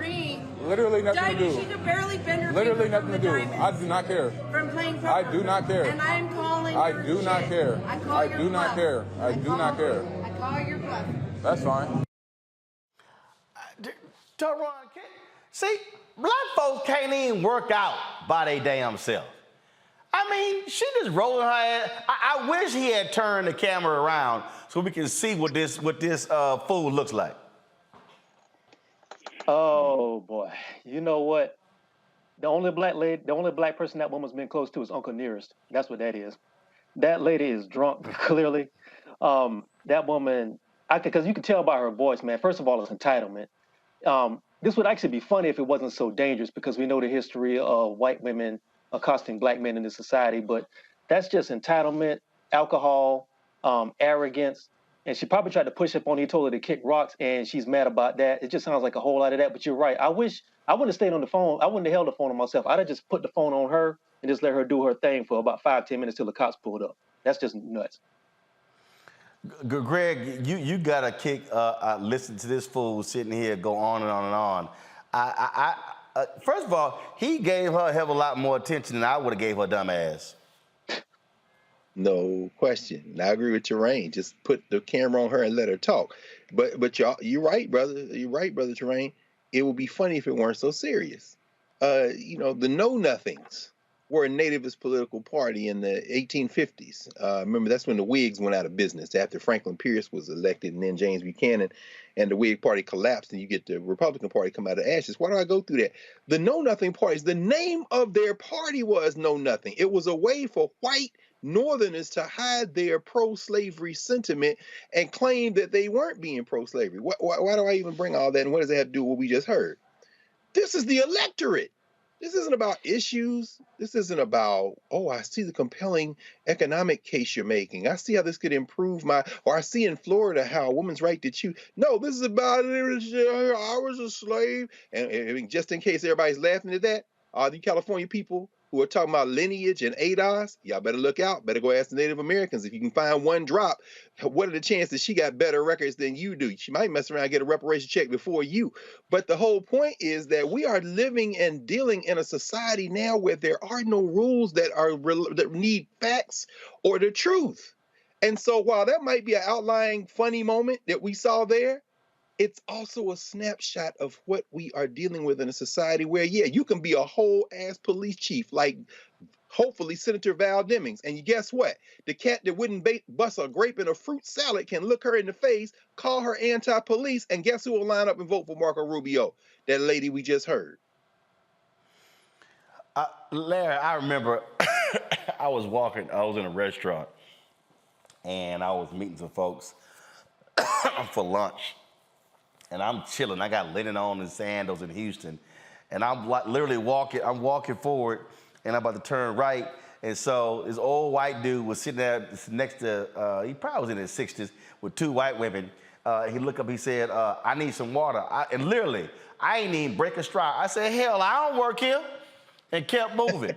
And one of the white women hit him on his arm, and trying to get his attention. And literally, my whole deal is I'm not sitting here paying your little punk ass no mind. But another time, though, I was in actually it was a Dillard's. I was looking at some suits, and so this white guy goes, excuse me, I did this in 38. I said, I damn sure don't work here. I said, first of all, look at how I'm dressed. Ain't nobody here dressed this clean. I said, do your ass see a badge on my damn name? I said, matter of fact, why don't your ass go get me a 44?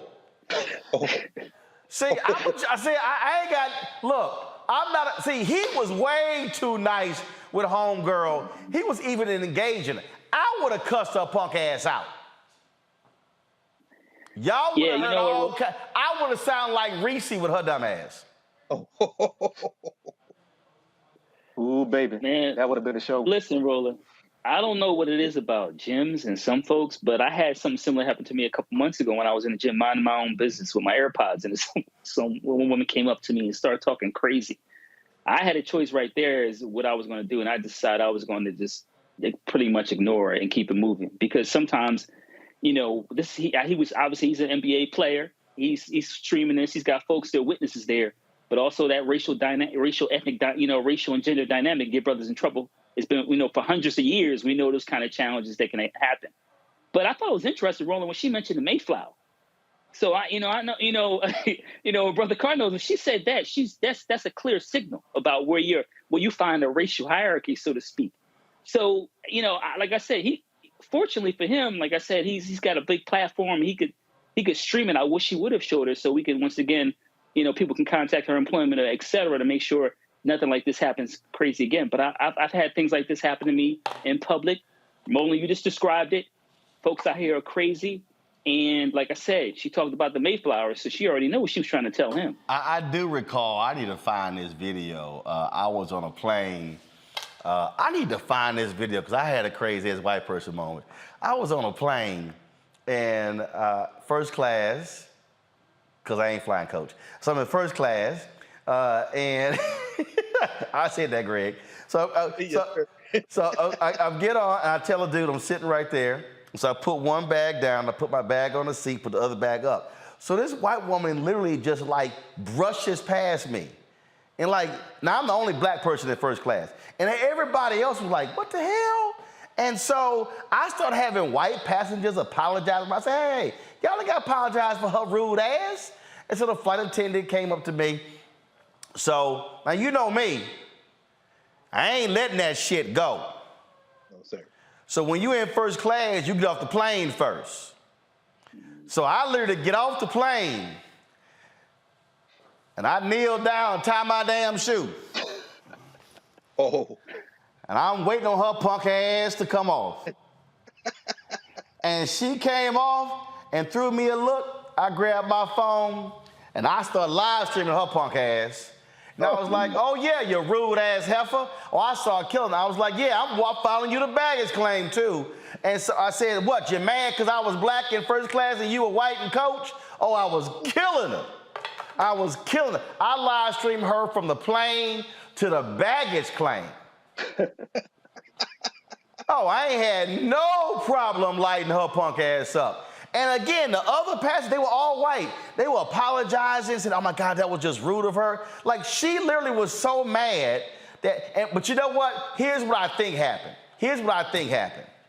I don't think she was mad that, you know, like she couldn't wait to get to her seat.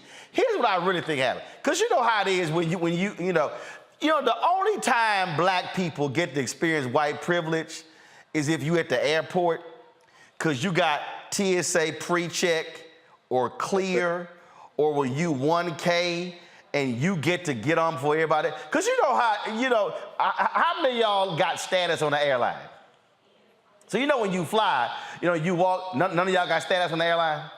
No, I'm just watching. Okay, y'all seen this before. I'm lower tier. Y'all seen this before. You know, when everybody in line and they got like line 1, then they got the other line for like groups 2 through 5.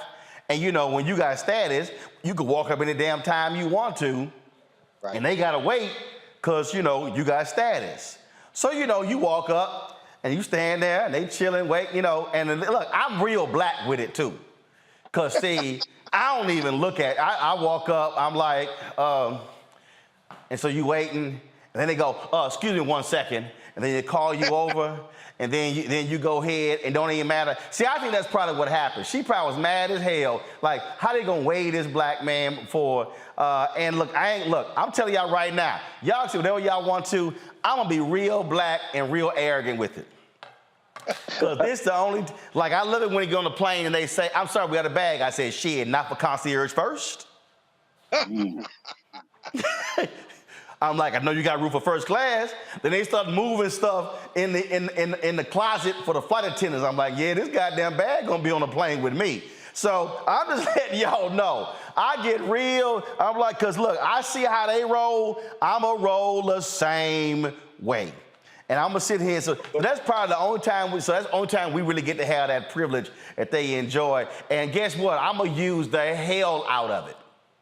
But Roland, all I would say, and we all know this, just in case, because getting new viewers every week, you earned every bit of that.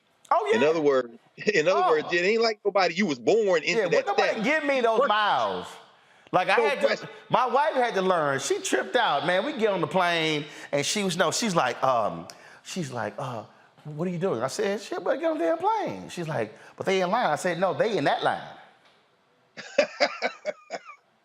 I'm in this line. I said, I earned this shit. And so she was like all concerned. I said, well, hell, you can go stay in with them. I said, because she was with me, she get on first. So then we get on the plane, then she get on, ain't no damn room. I was like, because your ass came on late. I said, next time you get on the damn plane with me, you have your bag stored. I said, see what happened when you like this? Doc, I know. Wait a minute, you left her? Hey, Doc, this real simple, bro. Let me tell y'all something. Bro. All y'all women, let me explain something to y'all. Okay? Y'all don't want to sit here and listen to your man, and y'all want to go stand in groups 2 through 7 going right ahead. My ass in group 1, okay? Now, if you don't want to get on the plane because, you feel like that's interrupting, that ain't my problem. Rolling ass getting on in group 1. I got status. I'm a wild boy, but I ain't that wild. Man, hell no, hell. What? You actually thought I was going to be in group 1? And I was gonna stand my ass over there in group 2 through 7 because she a preacher. She can go pray with them. She can go lay hands on them. She can talk to them. My ass getting on in group 1. It's all right, bro. All right. They don't call it ice cold for without reason. What the hell, boy. bro? right. Three of y'all at? Shh, man, y'all lost y'all. See, right there. Come on. Man up, Toron. Come on. Look here, bro. All you do, you tweet all that shit about manhood and everything. Now you're like, oh damn, man, I don't know I would do that one, man. That's a little rough. Hey, You gotta pick your battles now. You know, I stand on what I say, but I mean, if she ain't gonna come along with me, then we gonna figure something out. I'm just no, we not. Go together. Hey, I figured that shit out. She can stand over there, row over here. Guess what? She ain't did that shit again. Hey, Roland, listen up. If I follow your, walk in your footsteps and I end up homeless, so I'm be knocking on your door. Hey, no, that ain't a problem. But I'm Exactly. Here's the lesson in what I'm saying, ladies. Follow your man. Okay, I'm with you on that. Tammy Wynette says, stand by your man. Let me tell you, let me explain something to y'all. Literally. If Roland was in group 4 and my woman was in group 1, I'm walking my ass on the plane with her. I ain't tripping. I don't care about nobody else. See, y'all sitting here, I can't believe that's it. I can't believe the 3 of y'all thinking I'm just out here by my damn self. Y'all lost y'all mind. Say what? Man, y'all, okay. That's right there. What they call it? Young folks say gang. If you rolling, we rolling together. No question. Come on, get up here. What you doing? Nah, I see If it. you Yeah, roll exactly. reverse, you be over there. Yeah, I got it. I see you on that point. Yeah, I get you on that one. Yeah. Now he get us on that one. But if she don't want to get on and skip everybody, now I don't know if I'm gonna do all that. Man, please, you lost your mind. Y'all go ahead and do that. But Roland getting his ass on the plane. I'm just letting you know right now. Sorry. My brother down in the cut being quiet. He's probably the smartest one in the house. Hell no. Y'all think I'm lying. Y'all go send her a tweet and see if she tell you I'm lying. That's exactly what happened. I got my ass on that plane, sat the hell down, chilling. But wait a minute, hold on. So now you on, she walks past you and there's nowhere to sit? No, she had a seat. Wasn't no overhead. Hey, the luggage up above. Filled. Was full. Guess what? That's what happened when your ass in group 4. And that's the last time that happened. That's the last damn time that happened. That's what teachers call a teachable moment. It was a teachable damn moment. She's like, hell, his ass in group 1, I'm in 4. Guess what? I'm walking on group 1. I'm like, walk your ass on this plane. Okay, see? Some of y'all women go ahead and be like that. Okay, I see how y'all want to roll. Look, we ain't got that problem. See, I'm real clear. If you want to be an independent black woman, go on right ahead. Be independent. Is that what independent means? Indie. Hey, brother, I'm gonna send you one of them spinning sticks for your desk so you can have. No, I ain't just like that's what that means. Hey, if you want to do your own thing, knock your damn self out. No question. Knock yourself out. Road getting on the plane. Getting on the plane. Chilling. Shout out to the FBI. Shout out to the CIA. What's going on? Chilling. I'm going to ask you to bring me a damn water while I'm waiting. All right, I got to go to a break. Y'all think I'm lying. Okay, all right, okay. Y'all go ahead and be all quiet and shit. I see y'all trying to be, Larry like, I ain't trying to get in trouble. Larry gonna stand his ass over there in group 4 and 5 and some shit. He group 1. He group 1. His woman, she don't fly much. She group 5, and he gonna stand his ass over there with group 5. You lost your damn mind. Lost your mind. Okay. All right. Y'all keep doing that. Okay. Ain't gonna have no water, no overhead luggage. Y'all gonna be sitting there with your bag in your damn lap because you want to walk in there with group 5. Not Uncle Ro. All right, I gotta go to a break. We'll be back. Roland Martin Unfiltered on grown ass Roland Martin. Group damn 1 Roland Martin. 1K on United Roland Martin. Concierge. Just so y'all know, some of y'all may not know, when you concierge on United American Airlines, they have a person who meets you at the door to walk you to the gate. Then there's a person at the gate holding your boarding pass to get you on. You damn right, I'm getting my ass on the plane in style. I'm gonna be as black as possible doing it. And if you white in line and you got a problem with me walking in front of you, suck it up. That ain't my problem. I earned it, as Greg said. I'll be back in a moment. I'm Dr. Greg Carr, and coming up on the next Black Table, thinking about the Black freedom movement in a global way. Dr. John Monroe joins us to discuss his book, The Anti-Colonial Front, which maps the social justice movement in the United States and its impact internationally, from Asia to Africa, and how movements like anti-communism were used to slow down racial equality, like critical race theory today. Critical race theory today, communism back then, that's essentially mobilized to shut down any challenges to a given system of power. Connecting the civil rights movement to colonialism on the next Black Table, exclusively here on the Black Star Network. A powerful movement is rising across America. From the Mississippi Delta to the Apache stronghold. From the homeless encampments of Washington State to the coal fields of Appalachia of West Virginia. We are the 140 million poor and low-wealth people in this country, and we are building the Poor People's Campaign, a national call for moral revival. On June 18th, ahead of this year's midterm elections, while the Congress is still in session, we will hold a mass poor people's and low-wage workers assembly and moral march on Washington to arrest the attention of the nation, to put a face and a voice on poverty and low wages in this country. This is a watershed moment for justice and democracy in America. There are those who say that transformative change is impossible, but history teaches us that it is precisely in times like these that people must build a broad and deep movement from the bottom up. We must compel this nation to repent, to lament, and to see the realities that have been hidden for far too long. On June 18th, we will come together to lift the voices of the poor and low-wage workers who know that change is not only possible, it is essential for our survival. We will make the connections to show how systemic racism, poverty, ecological devastation, the denial of health care, the war economy, and the false moral narrative of religious nationalism and white supremacy are hurting us all.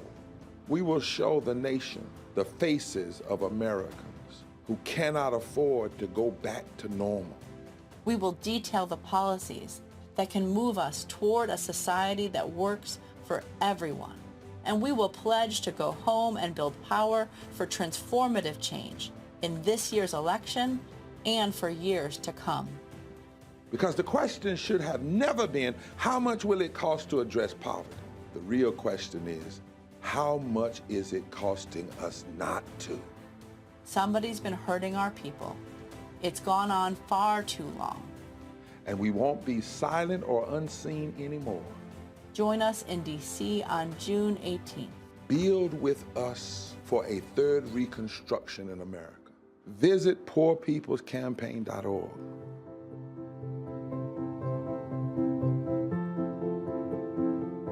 Hi, I'm Eric Nolan. I'm Shantae Moore. Hi, my name is LaToya Luckett, and you're watching Roland Martin Unfiltered.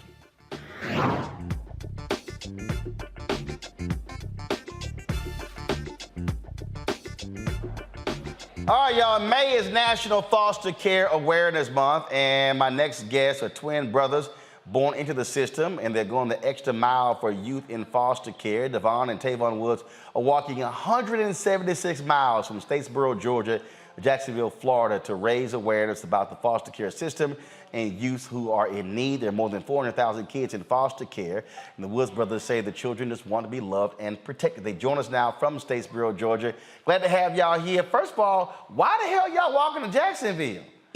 Like, y'all couldn't walk to Atlanta or Charlotte? Why y'all walking to Jacksonville? The reason we're walking to Jacksonville because a 4-year-old boy named James Reese Jr., he got killed last year in the foster care system. And we've been in contact with his mom, and I always been telling her that we was going to do something. So I finally made a decision to actually do it in Jacksonville, not just for James Reese Jr., but for all of the kids around the world in the foster care system that have been failed. So when y'all get to Jacksonville, is there some kind of rally or anything along those lines? Yeah, the news going to be there. We're going to have James Reese Jr. mom is going to be there, and a lot of other people is going to be there as well. All right. So now, you're starting. First of all, how long is this walk, and how many miles are y'all doing per day? We're averaging around 21, 22 miles per day. 21, 22 miles per day. That's almost like a marathon. Right. Now, what do y'all have? Do y'all have like cars following y'all? They got water, food. What's up? No, sir. We don't have anybody following us. Man, our support has been crazy. So we just been putting out route. Like where we're going between that day, like we're going from this city to that city, and people will just be seeing us and be like, "Oh, y'all the twins off Facebook." Like it's crazy because we never been on this side of town, on this way to Georgia, and so many people been noticing us, just bringing us water. So the support has been amazing. Okay, hold up. So y'all ain't nobody following y'all. So y'all just walking. Where y'all staying? Y'all got like tents or something? No, we Airbnbs. Wow. So basically, look, y'all walking from one Airbnb to the next. No. No, so this how it is. We whenever we get to the city that we're staying at for the night, somebody will meet us and bring us to the Airbnb. So once we make it into Hold up, somebody y'all don't even know? Yes. Exactly. They have it set up like food, Airbnb, we never been to these cities before, but we just post on our social medias, and everybody been treating us like we from these specific towns, and we never been here before. Now hold up, y'all eating everybody mac and cheese? Yes, sir. Y'all brave as hell. Not everybody. It's like we eating at restaurants and stuff like that. All right, I'm just checking. Greg Carl, I'm just saying, because look, when I travel the country, I have people, like I gave a speech in Akron, Ohio, and this woman, I mentioned they had some horrible dessert at the speech, and I said, damn, y'all need some pound cake. And I did. Yeah, I'm real black now. And this sister was like, she said, I baked the pound cake yesterday. It's in the freezer. My homegirl went to her house, brought the pound cake from her house to me at the venue where I gave my speech for me to bring home. See? Wow. Right, but it was pound cake. I mean, it's a little hard to mess up pound cake, and it was good too. Definitely. So y'all have just been hooking, so just you put it out there, and the public has just been showing up and showing out. Yes, sir. It's crazy. It's like every time we came in, they putting us in their newspaper. Man, they've been taking it's crazy, man. Like owners of restaurants wanting us to come to their restaurants, and wow. It's been amazing, like for real. Wow, I'm gonna go to my questions, but I'm gonna give y'all one tip. Now go back to the video. Them videos, y'all keep shooting in vertical, okay? Y'all keep shooting them photos in vertical. I'm just gonna help you out with a little television. So when you shoot in vertical, see them black bars on the side of the screen right there? Yes. That's because you're shooting in vertical. If you shoot that bad boy horizontal, it's gonna fill the whole screen up and for television. So just when y'all shoot video, shoot this way, so when the local television stations pick it up. Yeah, that's what they've been telling us. You're right, Mr. Rowland. Telling us that the news report, like, make sure y'all shooting it. Shoot landscape horizontal, so when you put it on TV, because see the problem is we got to put a screen behind it, because it's the black. We got, boom, right here. All right, questions. Let's see, Larry, you first, since they walking to Florida and you in Florida. Yeah, first of all, congrats, this is a great idea. So this is a personal issue for me because my mother-in-law was a foster care parent for years.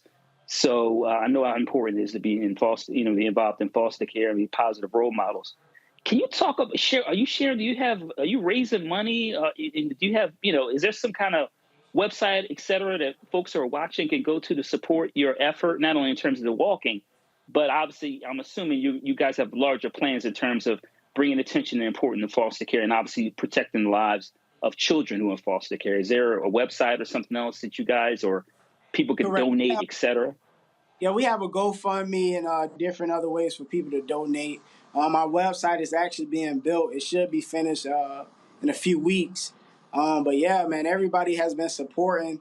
Everybody has been donating. And of course, our biggest goal is to open up transitional housing for kids aging out of foster care. All right, let me go to Toran. Your question. We just lost Toran. He just dropped, so try to get him back online. Greg. Thank you, Roland. And listen, brothers, let me tell y'all something, Brothers Woods. You all are restoring people's faith in humanity to be walking down the road in Florida by yourself and just taking the good grace of people. Y'all need to run for office. See, that, man.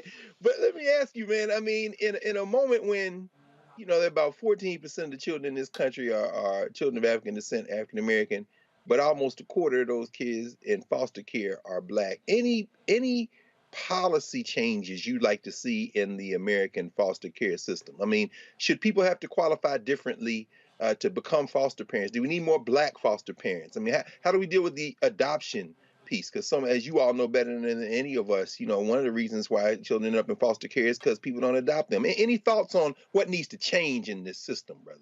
Yeah, I feel like, man, the adoption process should be a whole lot different, man, just as far as picking who the kids go with.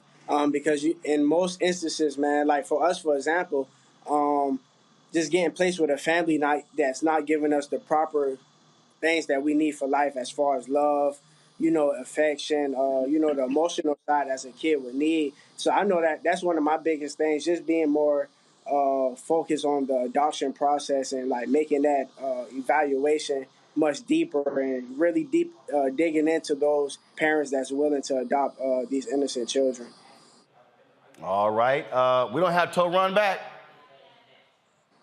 Okay, all right, y'all still working on it. All right, so let's talk about some walking tips. Now, everybody think walking a lot is all in the shoes, but it's not just the shoes, it's the socks.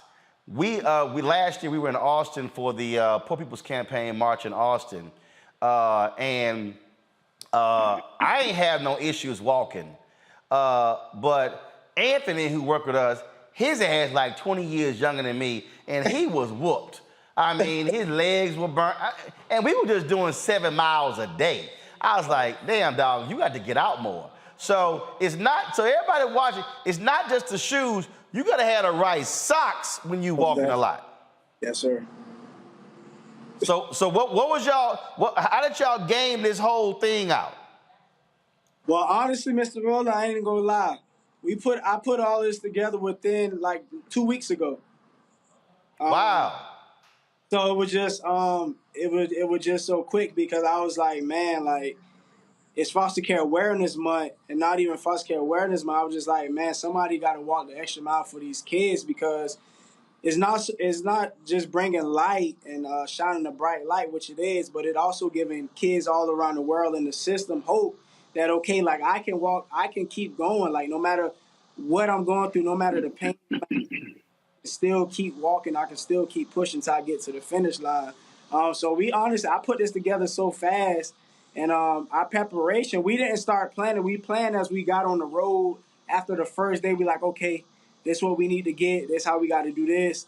So after that first day, man, we got a system down pack, and ever since then, man, we've been killing it. So how many days y'all now been walking? 4 days. 4? Yes, sir. And how many more days y'all got left? Tomorrow's the last day. Tomorrow's the last day. Got it. Anybody cramped up? Yeah, yes, sir, most definitely. That's why we got pickle juice. Pickle juice? Yes, sir. Oh, y'all damn sure from the South. Oh, we from South Carolina. Yes, sir. Y'all straight up black ass from the South. Cause I bet y'all grew up with the peppermint stick and the pickles, huh? Yeah. Hell yeah! See? Oh, see. Everybody, somebody on YouTube said, hell yeah, old school, old school. So, blisters, anything like that? No blisters, no sir. Man, look, thank God for that, cause ain't nothing like getting some blisters and you got more miles to walk. Yes, sir. We had got the what is called moleskin to put on our feet. The what? You said the what? The what skin? Moleskin. Moleskin. Yeah, they sell it at Walgreens. It's just like a little pattern you put on the bottom of your feet to prevent your feet from rubbing against your socks and stuff. Okay, all right. Now y'all got a GoFundMe. You're raising. So how much you trying to raise? Really, the GoFundMe is just, I forgot how much we put it at. I think it's like 50,000. Yeah. All right. So first of all, I'm trying to put it in this other monitor so I can see. Y'all, no, give me the GoFundMe in the monitor, y'all. I need to see the monitor. I need to see the GoFundMe. I don't need to see myself. Can I see the GoFundMe in the monitor? Well, hurry up. I need to thank you very much. All right. Yeah, so y'all set a goal of $50,000.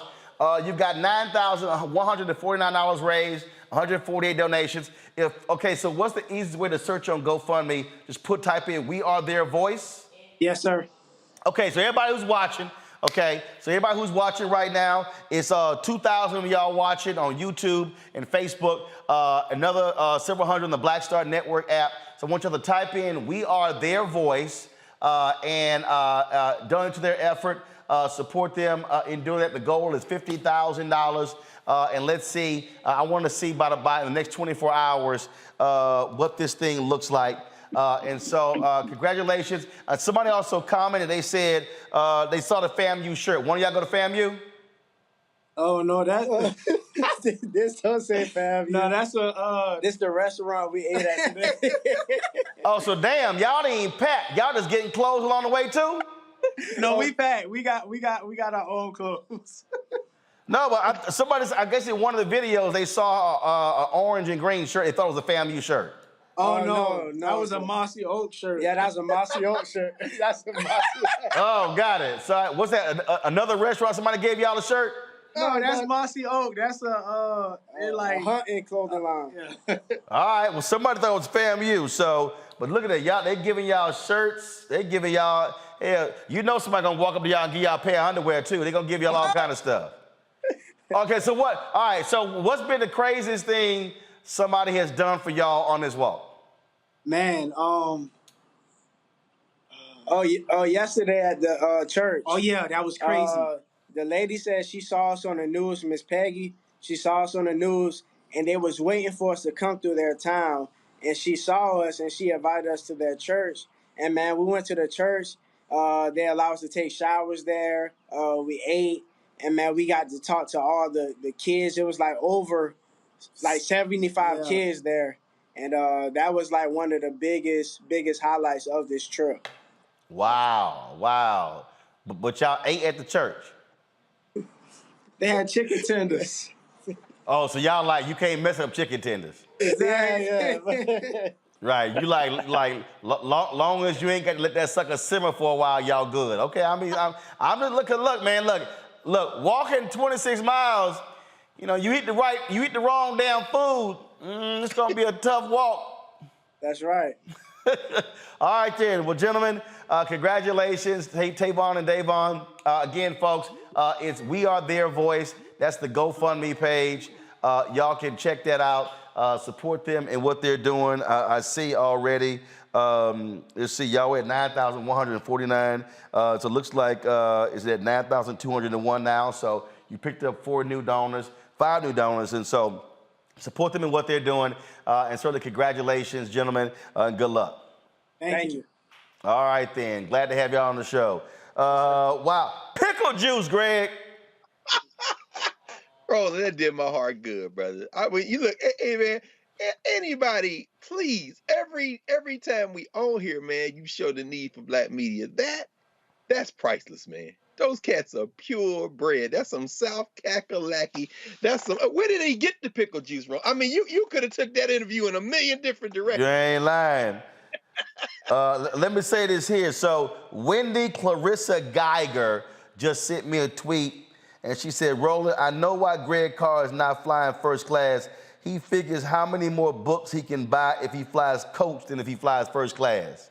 See, now what y'all don't know is when I travel, I definitely go overseas with as few clothes as possible and bring all the bags and come back with 2 bags full of books, at least. I'm never gonna, so she did peep the game, Roland, no question.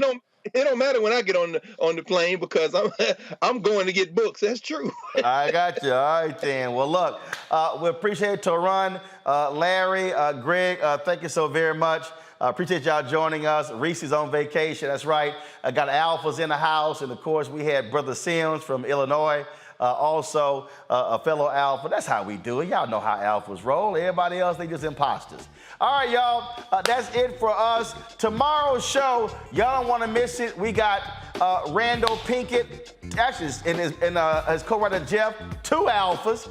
They got their book dealing with black faces, dealing with black folks, how can they succeed in corporate America. You don't want to miss that conversation. All right, have a nice one. Then I got, of course, a writer who talks about how she believes that wokeness among white liberals is destroying democracy in media.